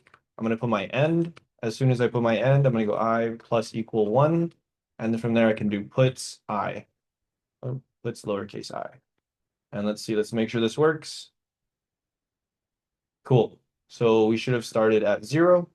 And we ended when I got to 100. So when this condition was met. Perfect. Okay, so the next, for the next one, again, we can start with I equals, but this time I want to start at 50 because we want to start from 50 and count down to 1. So now we can say while I is greater than or equal to 1, I'm going to put my end. And now for this, I'm going to go I minus equal 1. Instead of plus equal, I'm going to do minus equal. And now I'm going to put I. Let's go ahead and run this. Cool. So we see it started at 50 and it went all the way down to 1. Perfect. Exactly what we were expecting. So I'll share both of these for the solutions. Solutions. All right, cool. Cool. So the next type of loop that we're going to go through, because this was a while loop, we're going to go through, I guess, kind of a different type of while loop. It's going to be like a while true loop. So we can say like while true. And then from there, basically, so this is going to continue until we tell it to not continue. It's not based on a specific condition like this, where we're checking a specific variable. We're going to listen out for something called break. So as soon as it finds this break, break is basically the key word for this loop to end, to stop running, basically. And so what we can do, and just to show you guys, let's do puts in the loop. So if I run this, so we see it runs one time, and it ran one time because it started the loop. We printed out in the loop, and then we told it, okay, end the loop right away. Versus if I move that away, now we can see it's continuously running in the loop because we never explicitly told it to break. So this is another kind of building upon a while loop, basically. So this is a loop that will continue forever until it sees break, basically. Okay, so another thing we can do with this, and actually I was going to give you guys this exercise, but I think this would be a good thing for us to work together, and then we'll, just because of the time, I want to make sure we get through the like 1 or 2 more types of loops. So I'm going to comment that out. So I want us to write a program that asks a user to enter numbers until they type, it's going to enter something until they type 0. After Okay, let's simplify this. Sorry, let's simplify this. Write a program that continuously loops until the user types exit. Sorry, I was gonna have you guys write a program that like allows you to continuously type in different numbers, and then as soon as they type zero, it ends. But we're gonna do write a program that continuously loops until the user types exit. So we're gonna do that.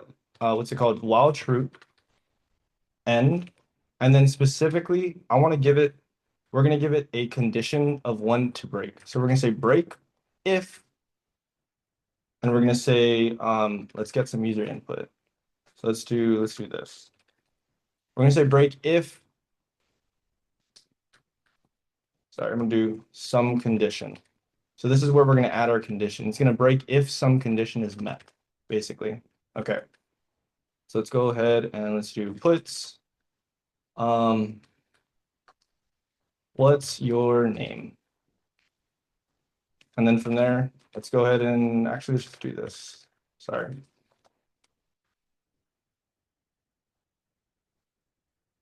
Half a day.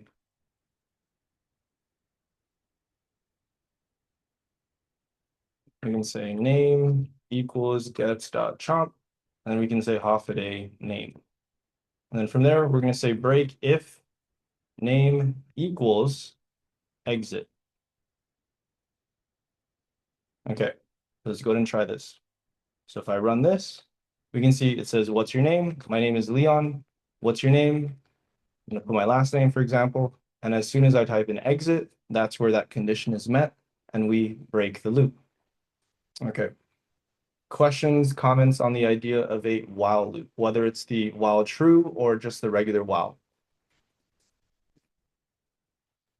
Okay. I'm gonna share this with you guys.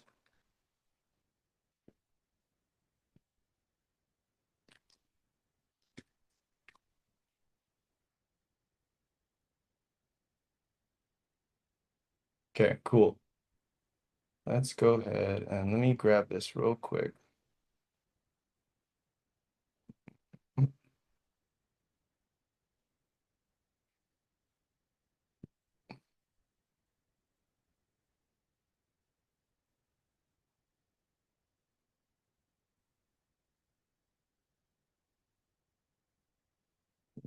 Okay, cool.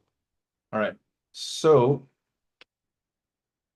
we're gonna go through one more type of loop. So the next type of loop we're gonna go through is an until loop.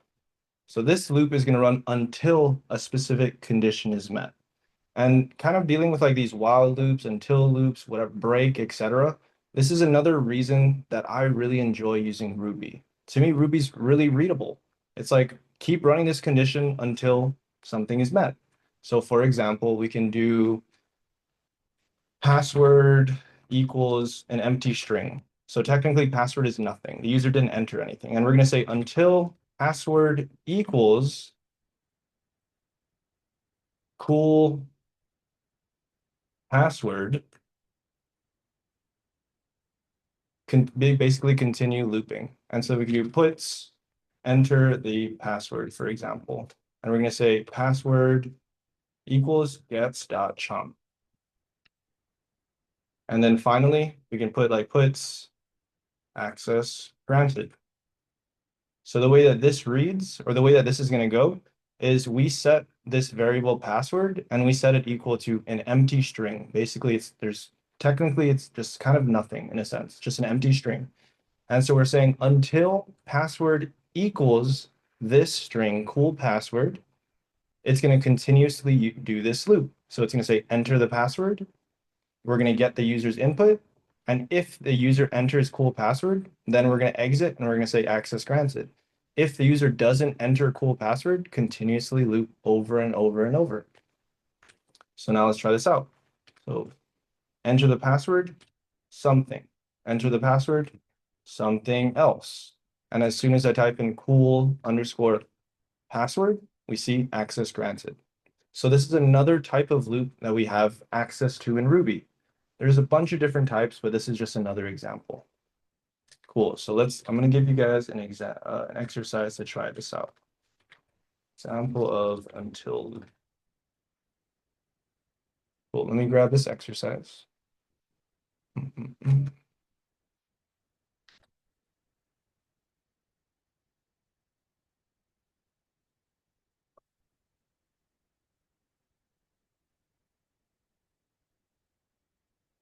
Okay, cool. So you guys' exercise is I want you to create a guessing game where the user has to guess a secret number between 1 through 10. And so you're going to explicitly set what the secret number is. For example, secret number equals 7 or whatever it is that you want it to be. And you're going to use an until loop to prompt the user to continuously guess the number until they get it. And then the other thing that you can do here is you can add a condition. If the guess is too high, then you can say it's too high. If it's too low, you can say it's too low. And then from there, you'll congratulate them when they get the right guess, basically. So this is kind of combining a few different things. So you're going to use a loop, an until loop, and you're also going to use some sort of condition. I'd recommend whenever I'm giving you guys this kind of like multi-step exercises, I'd recommend taking it line by line or step by step. So the first thing, just figure out how are you going to set a secret number. After that, then get the until loop working. Once you get this until loop working, then you can add the condition, etc. And so take this step by step rather than being like, okay, cool, let me just get it all done at one time, because then you're adding more complexity than you need. I really love the idea of breaking things down into like bite-sized chunks. That way you can handle them a lot easier rather than trying to do a bunch of things all at one time. All right, cool. You guys are good to share your screen and try it out.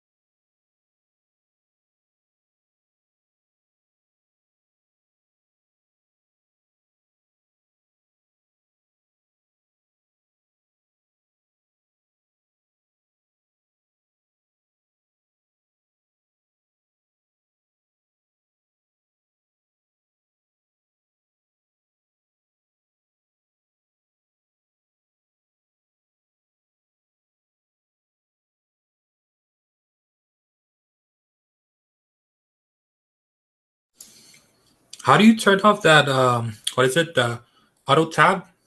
Like the autocorrect thing? Yeah, let's see. Because it's just giving me all the answers right when I put it in. So it's Yeah, it's not helping me think right now. It's just like giving me everything while I just skip. I got you. Let me look up something. Because it might be different. How do I turn it off?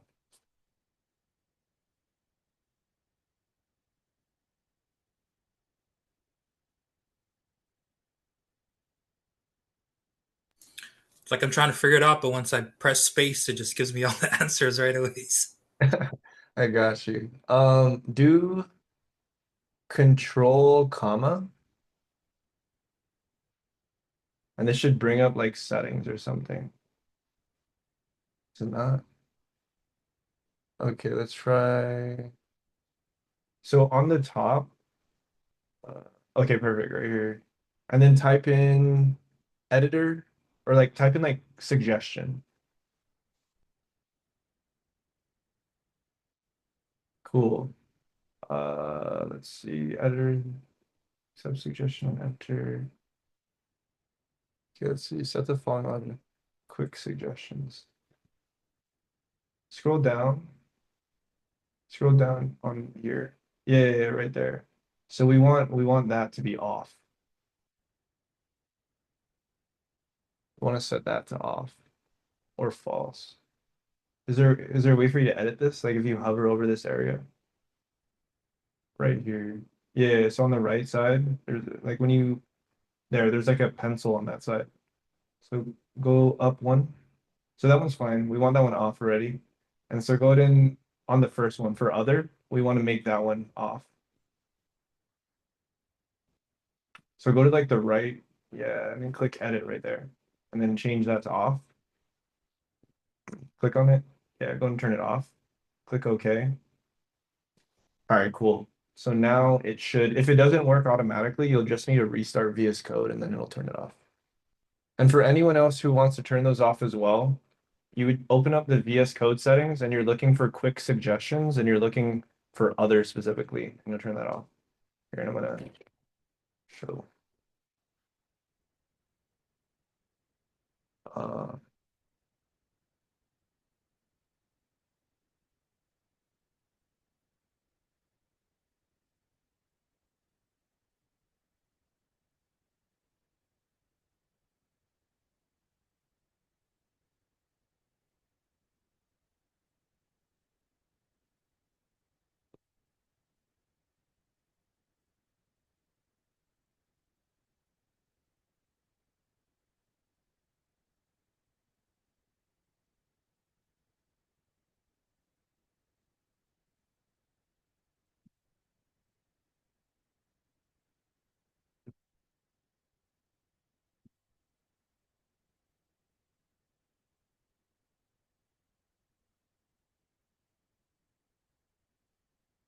okay.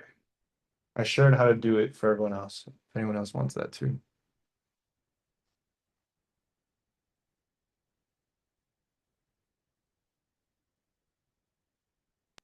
Oh man, mine's still on. I guess I have to restart it. Yeah, try closing VS Code and reopening it.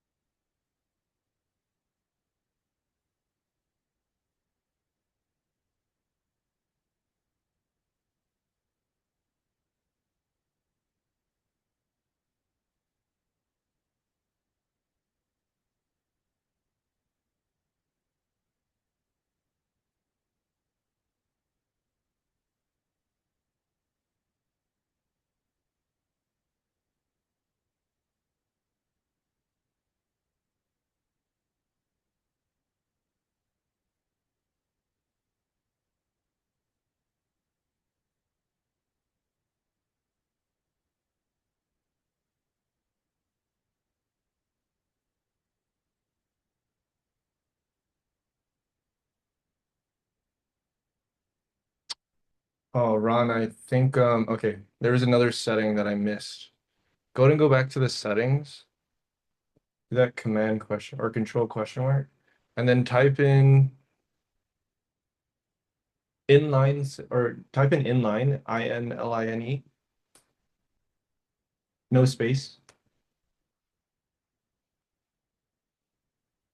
Okay. Let's look for if there's an inline suggest.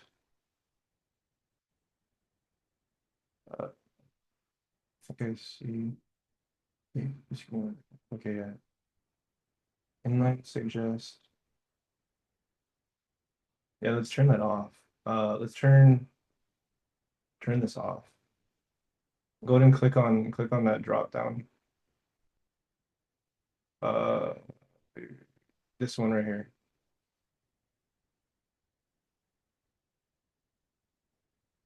Right here. Yeah, turn that one off. Never. And then let's also do control shift code. Turn this one off too. Allow code shifting. Yeah. And let's see. Also uncheck this. Controls whether to automatically show inline suggestions in the editor. Down here on the bottom. No, sorry, this one right here. Yeah. Okay, cool. Okay, try it again. Now it should hopefully be off.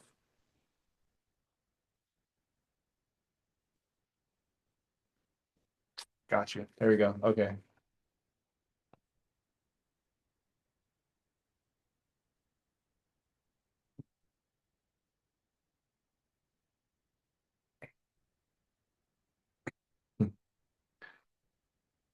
Hey, Adrian, yours is, I like it. It's really solid, actually. The one, if I was to be picky, the one thing that I would recommend is to indent everything from line 24 till 33 by one tab. And so what you could do actually to do this really quickly is if you highlight, go ahead and highlight from 25 down to 33 because you already tabbed that one. Perfect. Now hold control and then you're gonna, while you're holding it, you're gonna click right square brackets. So the one right above enter, it's like right closing square brackets. Perfect. There you go. So now you indented it all one time. And so to me, this just reads a lot better and it's easier to kind of pay attention to or like see what's going on. And the reason I say that is so it's easy to tell this until has an end right there. This if has an else if, an else, and an end right there as well. And so those all line up. And that's kind of the point that I'm trying to make there. But other than that, solid.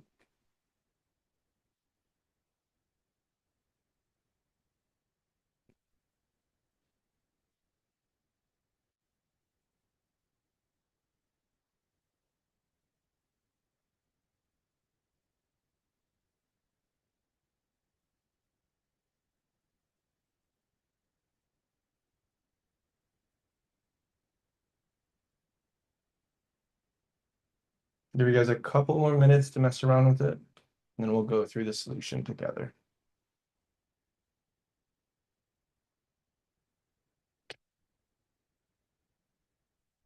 Cool. Matt, I see what's going on here. Let's see. So specifically, Matt, what I want you to look at is right there. So it says unmatched keyword end. So what you had there was completely fine.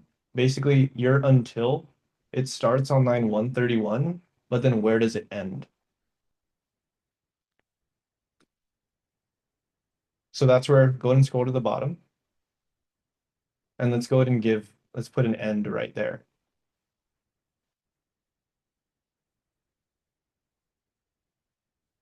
I'm not trying to do escape or something. I'm not sure why the eraser is showing.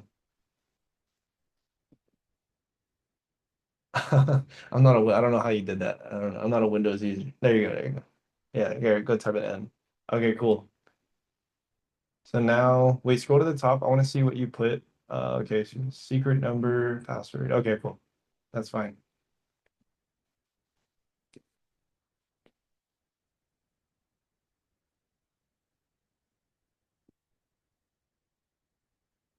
Solid. There you go.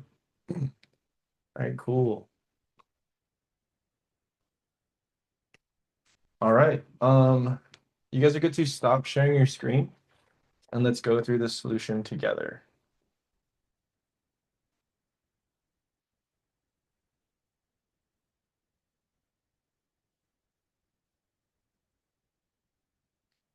All right. So let me share my screen. That. Okay. Let me grab the exercise real quick.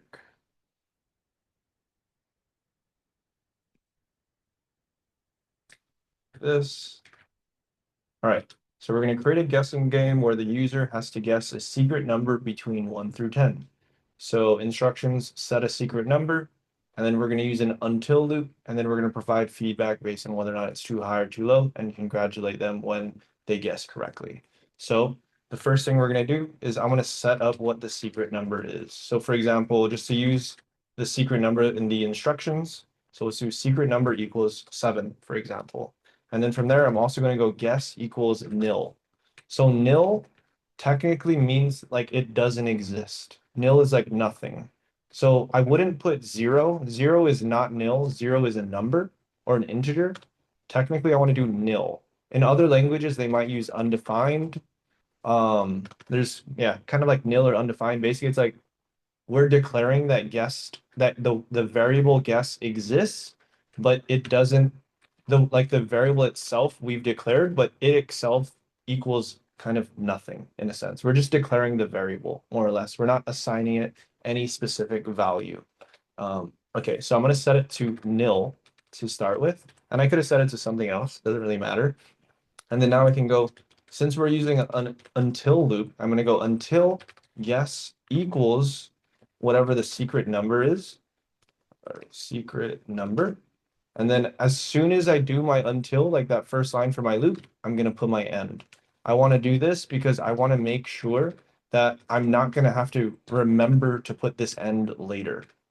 So, okay, so now I can do the logic. So for example, I'm going to say puts guess a number between 1 and 10. And then from there, we're going to need to get their guess. And so now I'm going to, now that we've declared what guess is, that's the whole reason why we can, so a little bit of kind of why I set it up this way, real quick. If I didn't, the reason why I set guess equal to nil is because if I attempted to do this, if I said until guess equals secret number, technically right now, guess doesn't exist. This doesn't, so this variable guess doesn't exist. So this is going to give me an error. And to show you guys what that looks like, let's go ahead and let's run this code.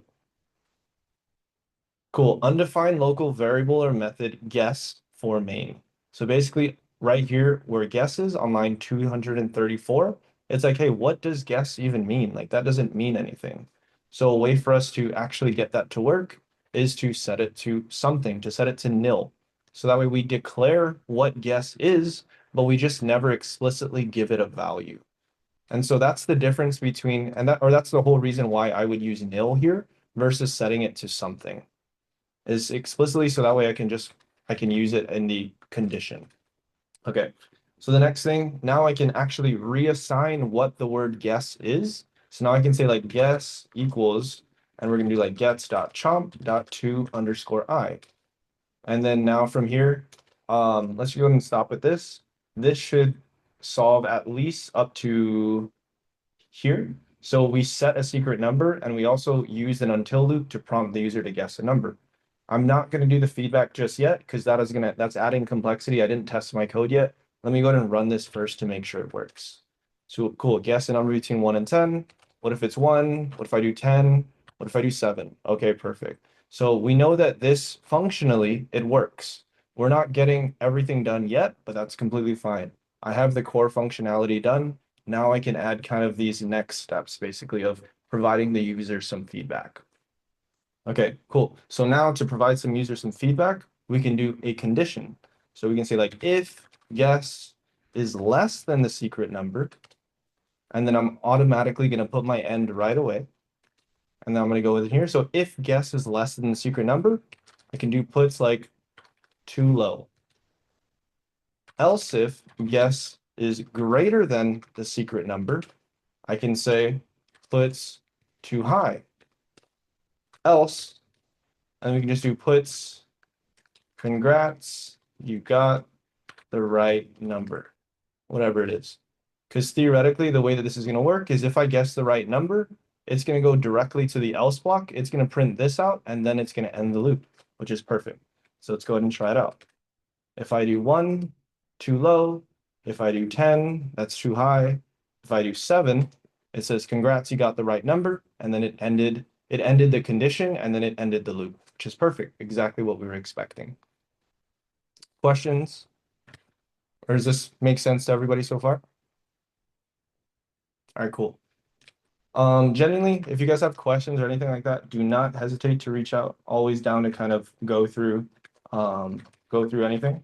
And I do sometimes tend to speak fast. And so if I'm doing that, feel free to just let me know. All right, cool. There's the solution to that. All right. So we're going to go through one more concept and then we'll go ahead and wrap it up for the day. But this kind of is just building upon these loops that we're using. Okay. So the final concept that we're going to touch on is the idea of break and next, which technically what they're called are loop control statements. So technically we already briefly touched on break, but the other one that we're going to go through is next. So as we've seen, break basically exits the loop. And this isn't specific to that while loop, this is with any loop. And next, what next does is it skips to the next iteration. And so this will make sense in just a second. And so break and next, which technically their technical term are loop control statements, because they help us to control what the loop does, whether that means we're going to exit the loop or whether that means we're going to skip everything else in this iteration of the loop and move to the next iteration. So for example, let's go number equals 0. And we can say like while number is less than 10, end, I'm going to make sure I put my end.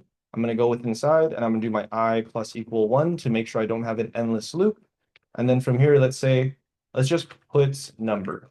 Let's do a simple loop first. Let's make sure we get this working. All right, cool. I meant to do I. All right, cool. There we go. It prints out 0 through 9. So the next thing, like what if I wanted it to skip an iteration? By an iteration, one iteration is one time it goes through the loop. So the first iteration through the loop, I is 0, which is exactly why when we run this, it prints out 0 because we do puts I. So the first iteration, I is 0. The next iteration, I is 1 because we increment it, etc. So basically, next allows us to skip to the next iteration. So what we can do, for example, this might not make sense to use in this specific situation, but just to show you guys how it would work, we could say like next if I equals 3. So now let's run this. Oh, I need a break. Oh, okay. Sorry. Let's do this. Sorry. So what happened here is technically we had kind of an endless loop because it was never the way I had it here, and I apologize for that, but I'm happy we got that error, is the first thing I guess I want to share is that it matters where you put things within the code. One thing I noticed that one person did earlier, which was actually really cool to see, was they did this. I equals 0. I'm going to go while I is less than 10. I'm going to put my end, I plus equal 1, and then I'm going to do puts I. So this, it's not going to break. There's nothing wrong with it. But this technically versus this is going to print differently. So I'm going to comment this one out. Let me run this. So the first one, we can see with this one, we print 1 through 10 versus this one, we print 0 through 9. The reason that is because where we put this index matters within the loop, within the context of what we're doing. And so that's the reason why it broke here. So with this situation, as soon as we enter the loop, you increment it by 1, and then you print out I, which is exactly why the first time we entered the loop here, we printed out 1 and then 2 all the way to 10. Versus with this one, the first thing we do in the loop is we print out I, which starts at 0, and then we increment 1. So this is why it starts at 0 and then ends at 9.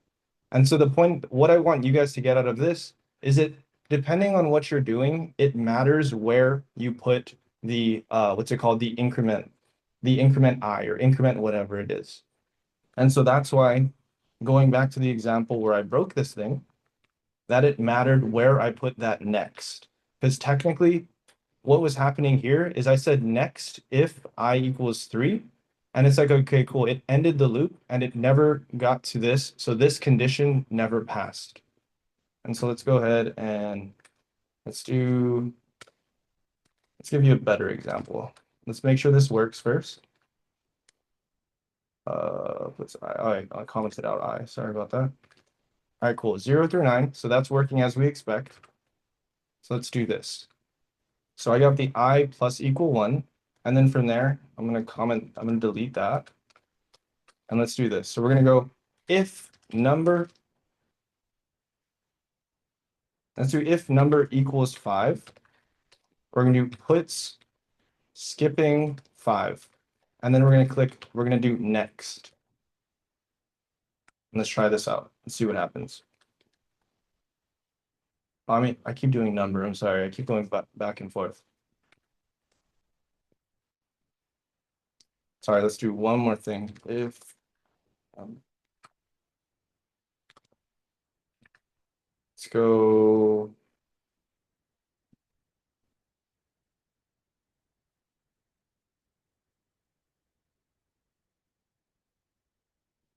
Sorry, I'm thinking about the way that I want to structure this so that way it does what I'm expecting.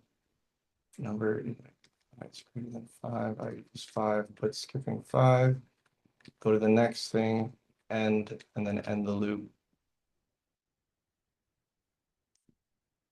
Why is this just printing 5? We're starting with 0.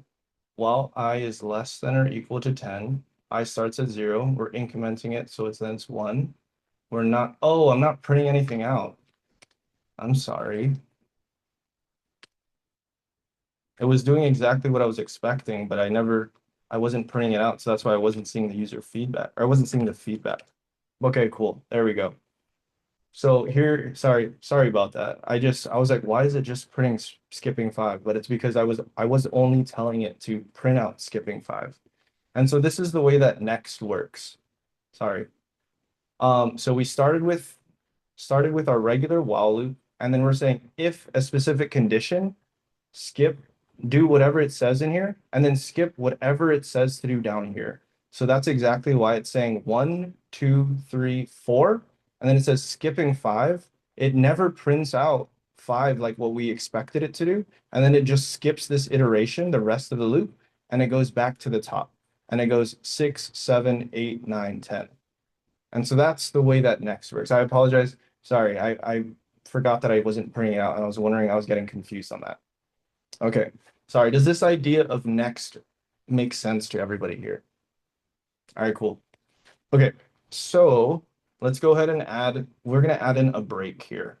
So we can also go like, what if we wanted to add if, let's say I equals 7, we're going to do puts reached 7, exiting the loop. So then we're going to go break.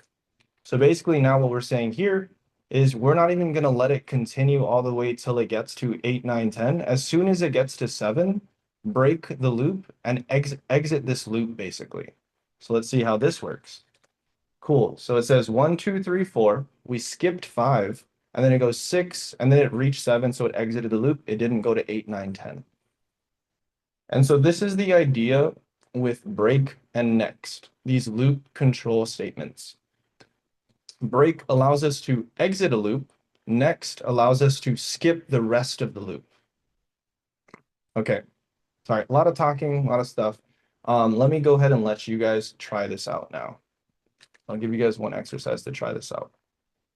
Okay, so There's an example, and then here, let me give you guys an example or an exercise. Cool. Let's see.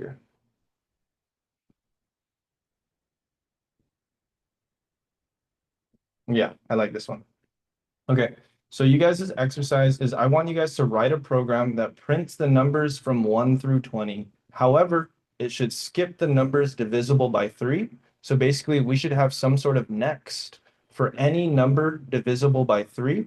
And then also at the end, we should stop when the number exceeds 15. Basically, when number or I or whatever variable you're using is greater than 15, it should break the loop. And so this is kind of the way that I want you guys to go about implementing it. The first thing I recommend you guys do, because I don't recommend you guys just go and implement the whole thing. I would recommend doing it step by step. So start with just implementing a simple while loop that prints 1 through 20. The next thing you can do is then add in that next to skip numbers divisible by 3. The next thing after that is then you're going to go ahead and add in the break. And of course, you'll be printing the numbers throughout the entire time. This is kind of part of that first one. Okay, cool. Questions, comments before I let you guys try it out? Okay, cool. You guys are good to share your screen and try it out.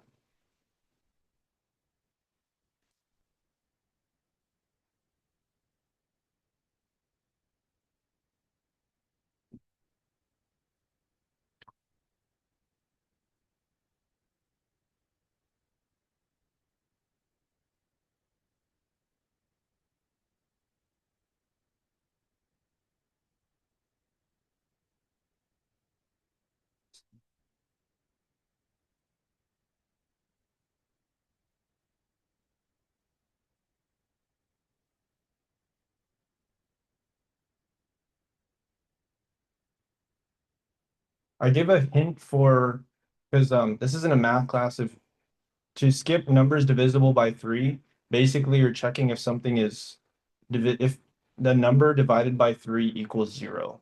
So that's really what you're looking for. If number mod 3 equals 0. So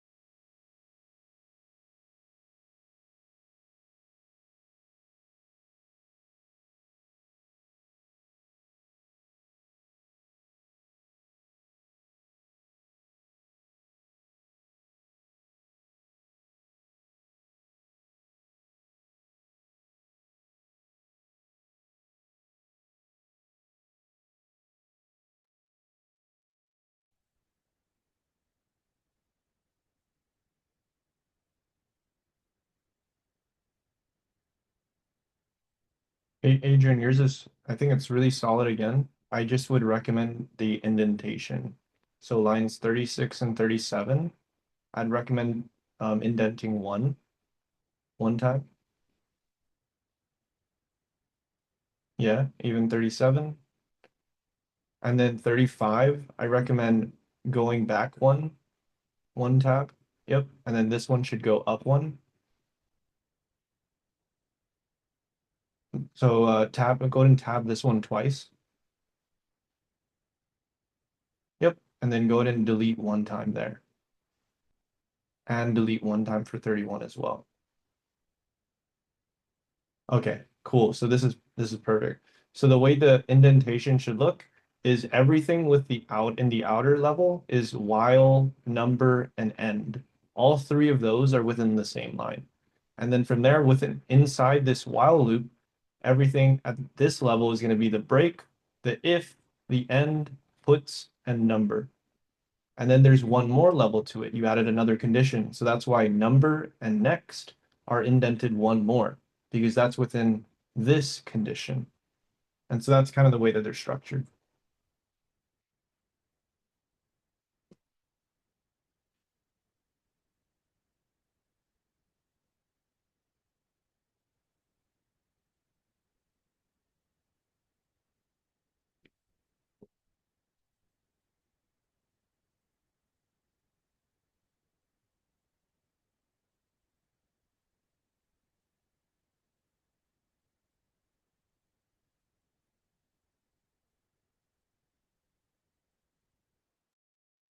Hey, Ron, what you had there was actually it was one line away. So go ahead and do Command Z or Control Z a couple times. Okay, so let's look at this error. So it says practice 2, line 178, syntax error, unexpected end of input, expecting end or dummy end. So basically we're missing an end. And so what I want us to go through right now is so this while or where's the end for a while? If you remember, all conditions and all loops need their own end. So where's the end for that while? So this while it starts here, where does it end? What do you think? Go ahead and just put your cursor there, wherever it ends.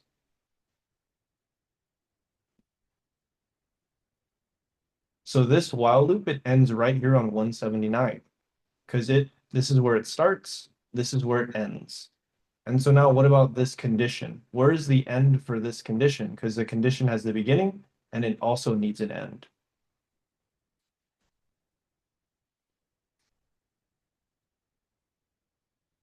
Nope, so it's perfectly fine right there. So go ahead and put it back. So all you need to do is right after this line, click enter, and then add an end. Perfect. And so the way this works is that this while has this end, and we can see there's a line going down right there, and that's how we can see they're connected. And the same with this if there's an end right there, and we can see the line right there that connects them. So that's the way that these are connected. Is every while has an end, every if has an end. So basically, loops and conditions all need their own ends. So that's what you were missing just that one there right there. That makes sense? All right, cool, solid. Cool, you're good to continue with that.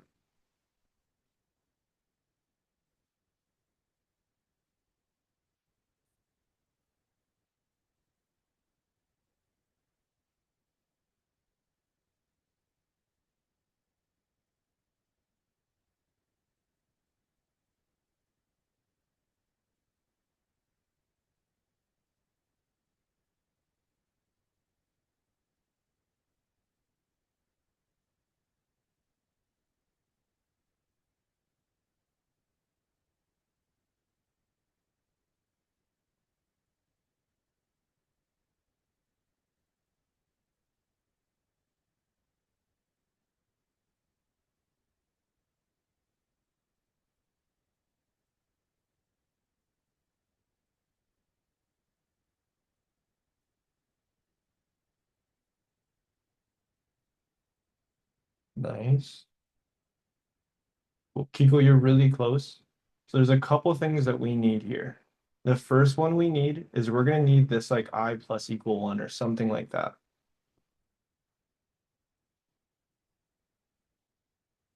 Go ahead and you can finish what you're typing or whatever that is, and then we can do the I plus equal 1. So that's fine. Yeah, the number equals 5 is perfect. So the reason why we need actually, so here, go ahead and delete that line and let's run this code. Let's see what happens. And we'll see why we need the I plus equal 1. So go ahead and go down here, do WSL. Cool. And then run the file Ruby practice RB once it loads.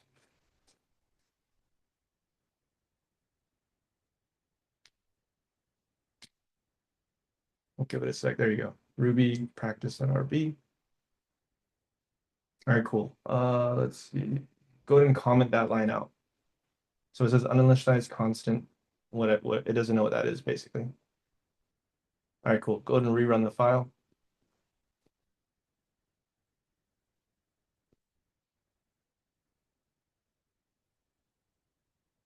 All right, cool. Let's see. Okay, cool.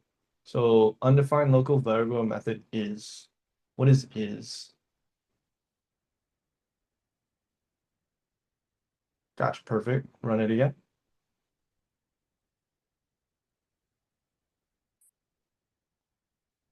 Perfect. All right, cool. Undefined local variable method I. So what is I? You're using I in all these places. So basically, let's change number to I. Or you can change these to number, either or. We just need them all to be the same. All right, cool. Yeah, let's change them all to number.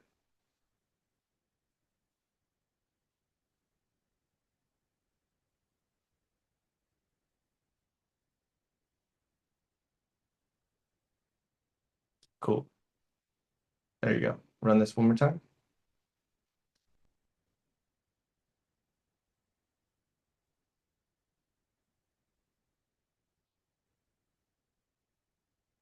All right, cool. So as we can see, we're in a endless loop right now. So go ahead and do Control C. Click into the terminal and do Control C.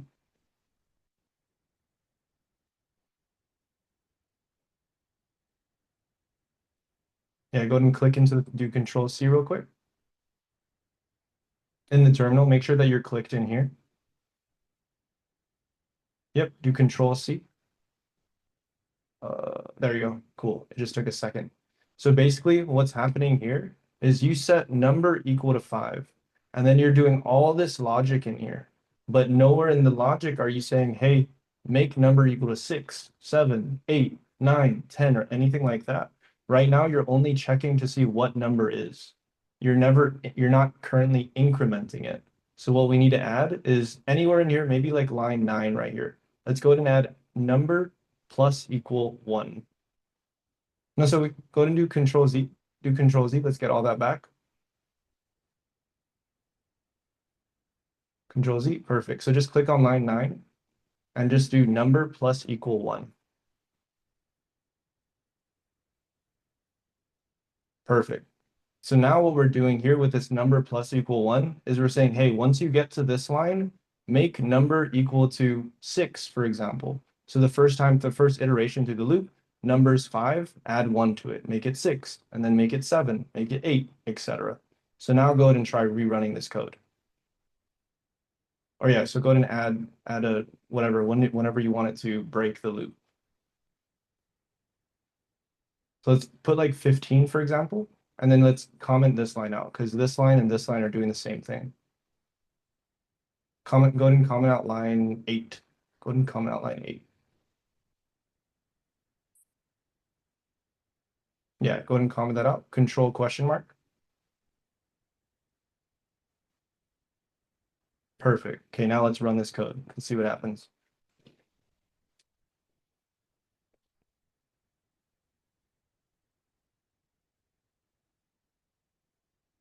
Perfect. Okay, cool. So it started at 5, and then immediately it went to 6 because you did number plus equal 1. And then from there, so we never did a next because we never got it to equal 5. But what it did do, which is good, was it did break at 15. So it says reach 7 technically because we didn't change the text, but ultimately it stopped there at 15 like what we were expecting.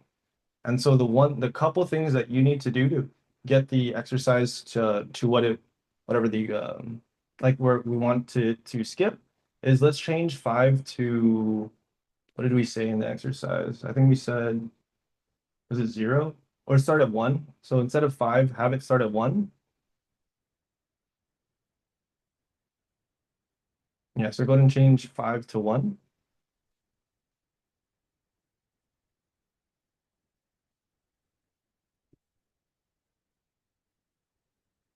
Hey, Kiko.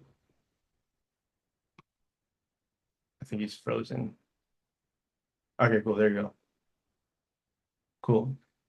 All right, yeah. Go ahead and just make it 1.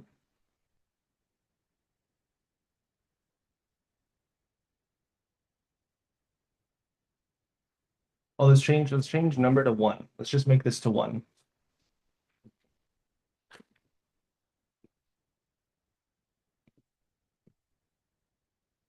All right, perfect. And then the other thing that we're going to do is we're going to change this number equals 5.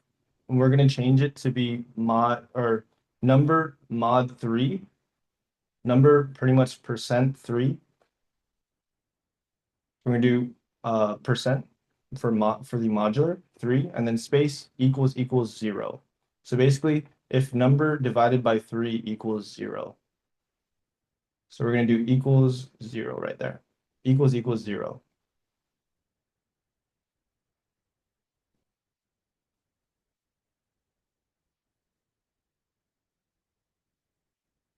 I think it keeps freezing. It's okay. Kiko, I'm going to share with you we'll go through it really quick, and then from there we'll start to wrap up because we're already a little bit past. All right, cool. You guys are good to stop sharing your screen and we'll go through this together real quick.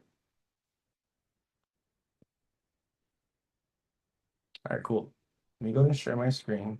We're going to go through this and then we'll go ahead and wrap it up. All right, let's do this. And pull up the exercise. Sorry, my internet's just dropping out, dude. My bad. No, you're good. You're good. No worries at all. All right, cool. Let's work through this together real quick, and then we can wrap it up. All right.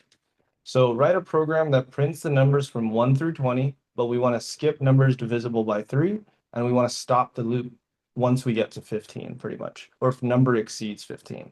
So to start out, let's just do a simple loop that prints 1 through 20.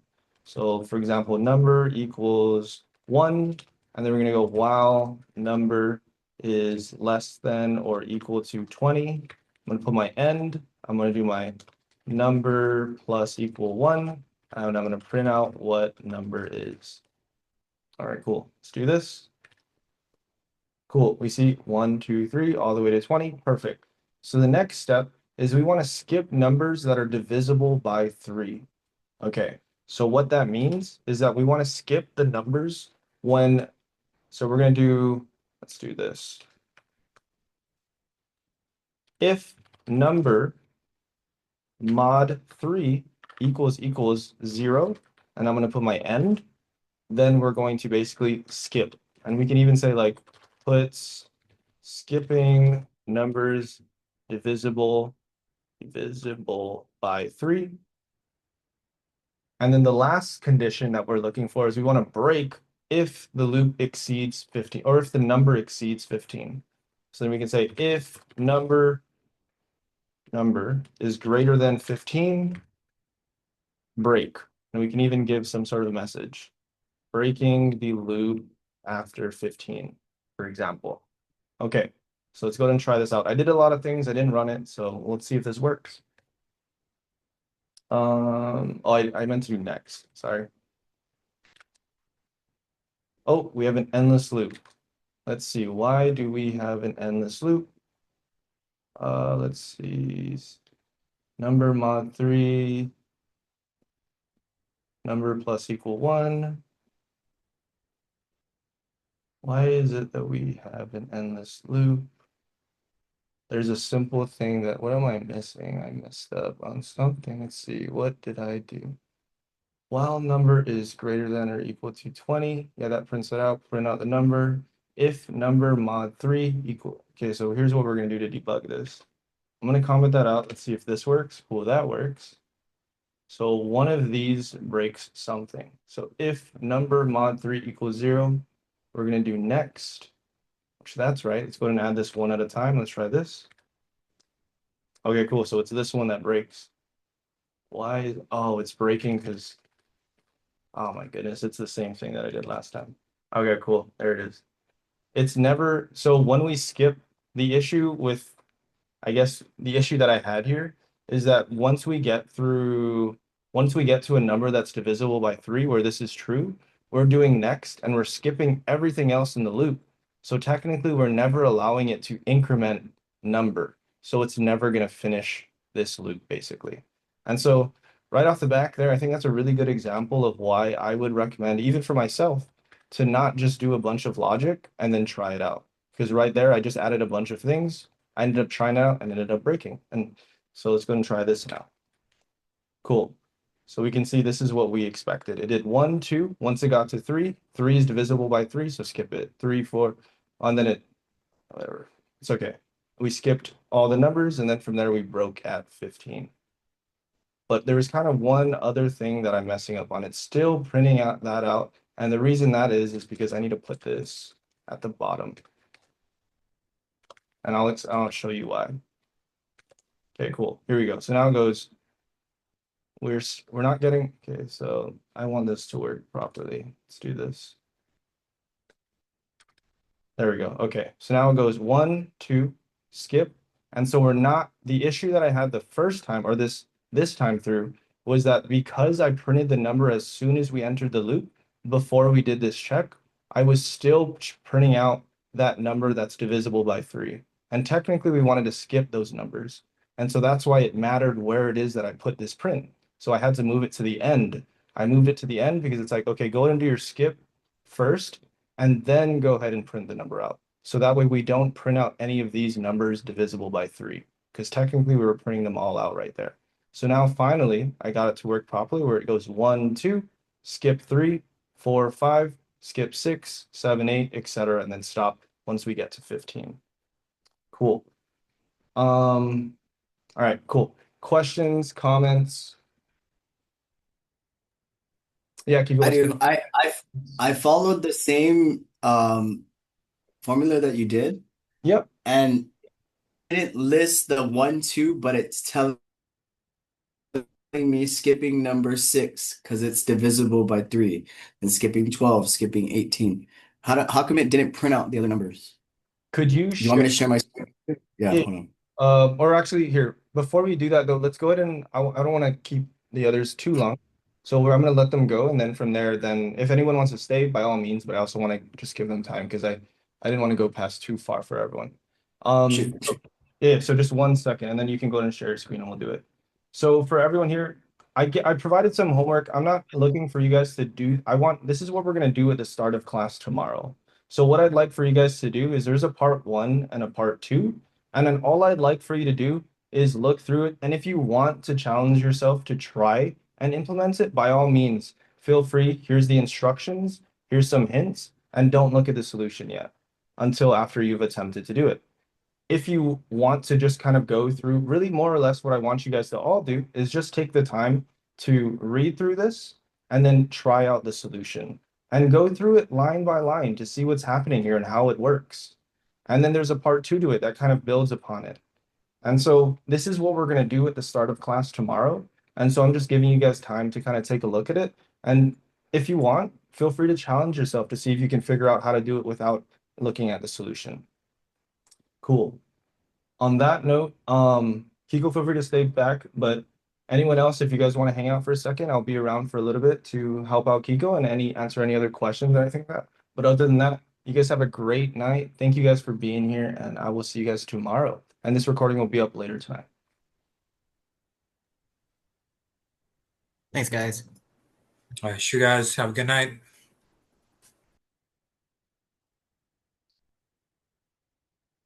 All right, cool. Kiko, you're good to share your screen. Sorry about that.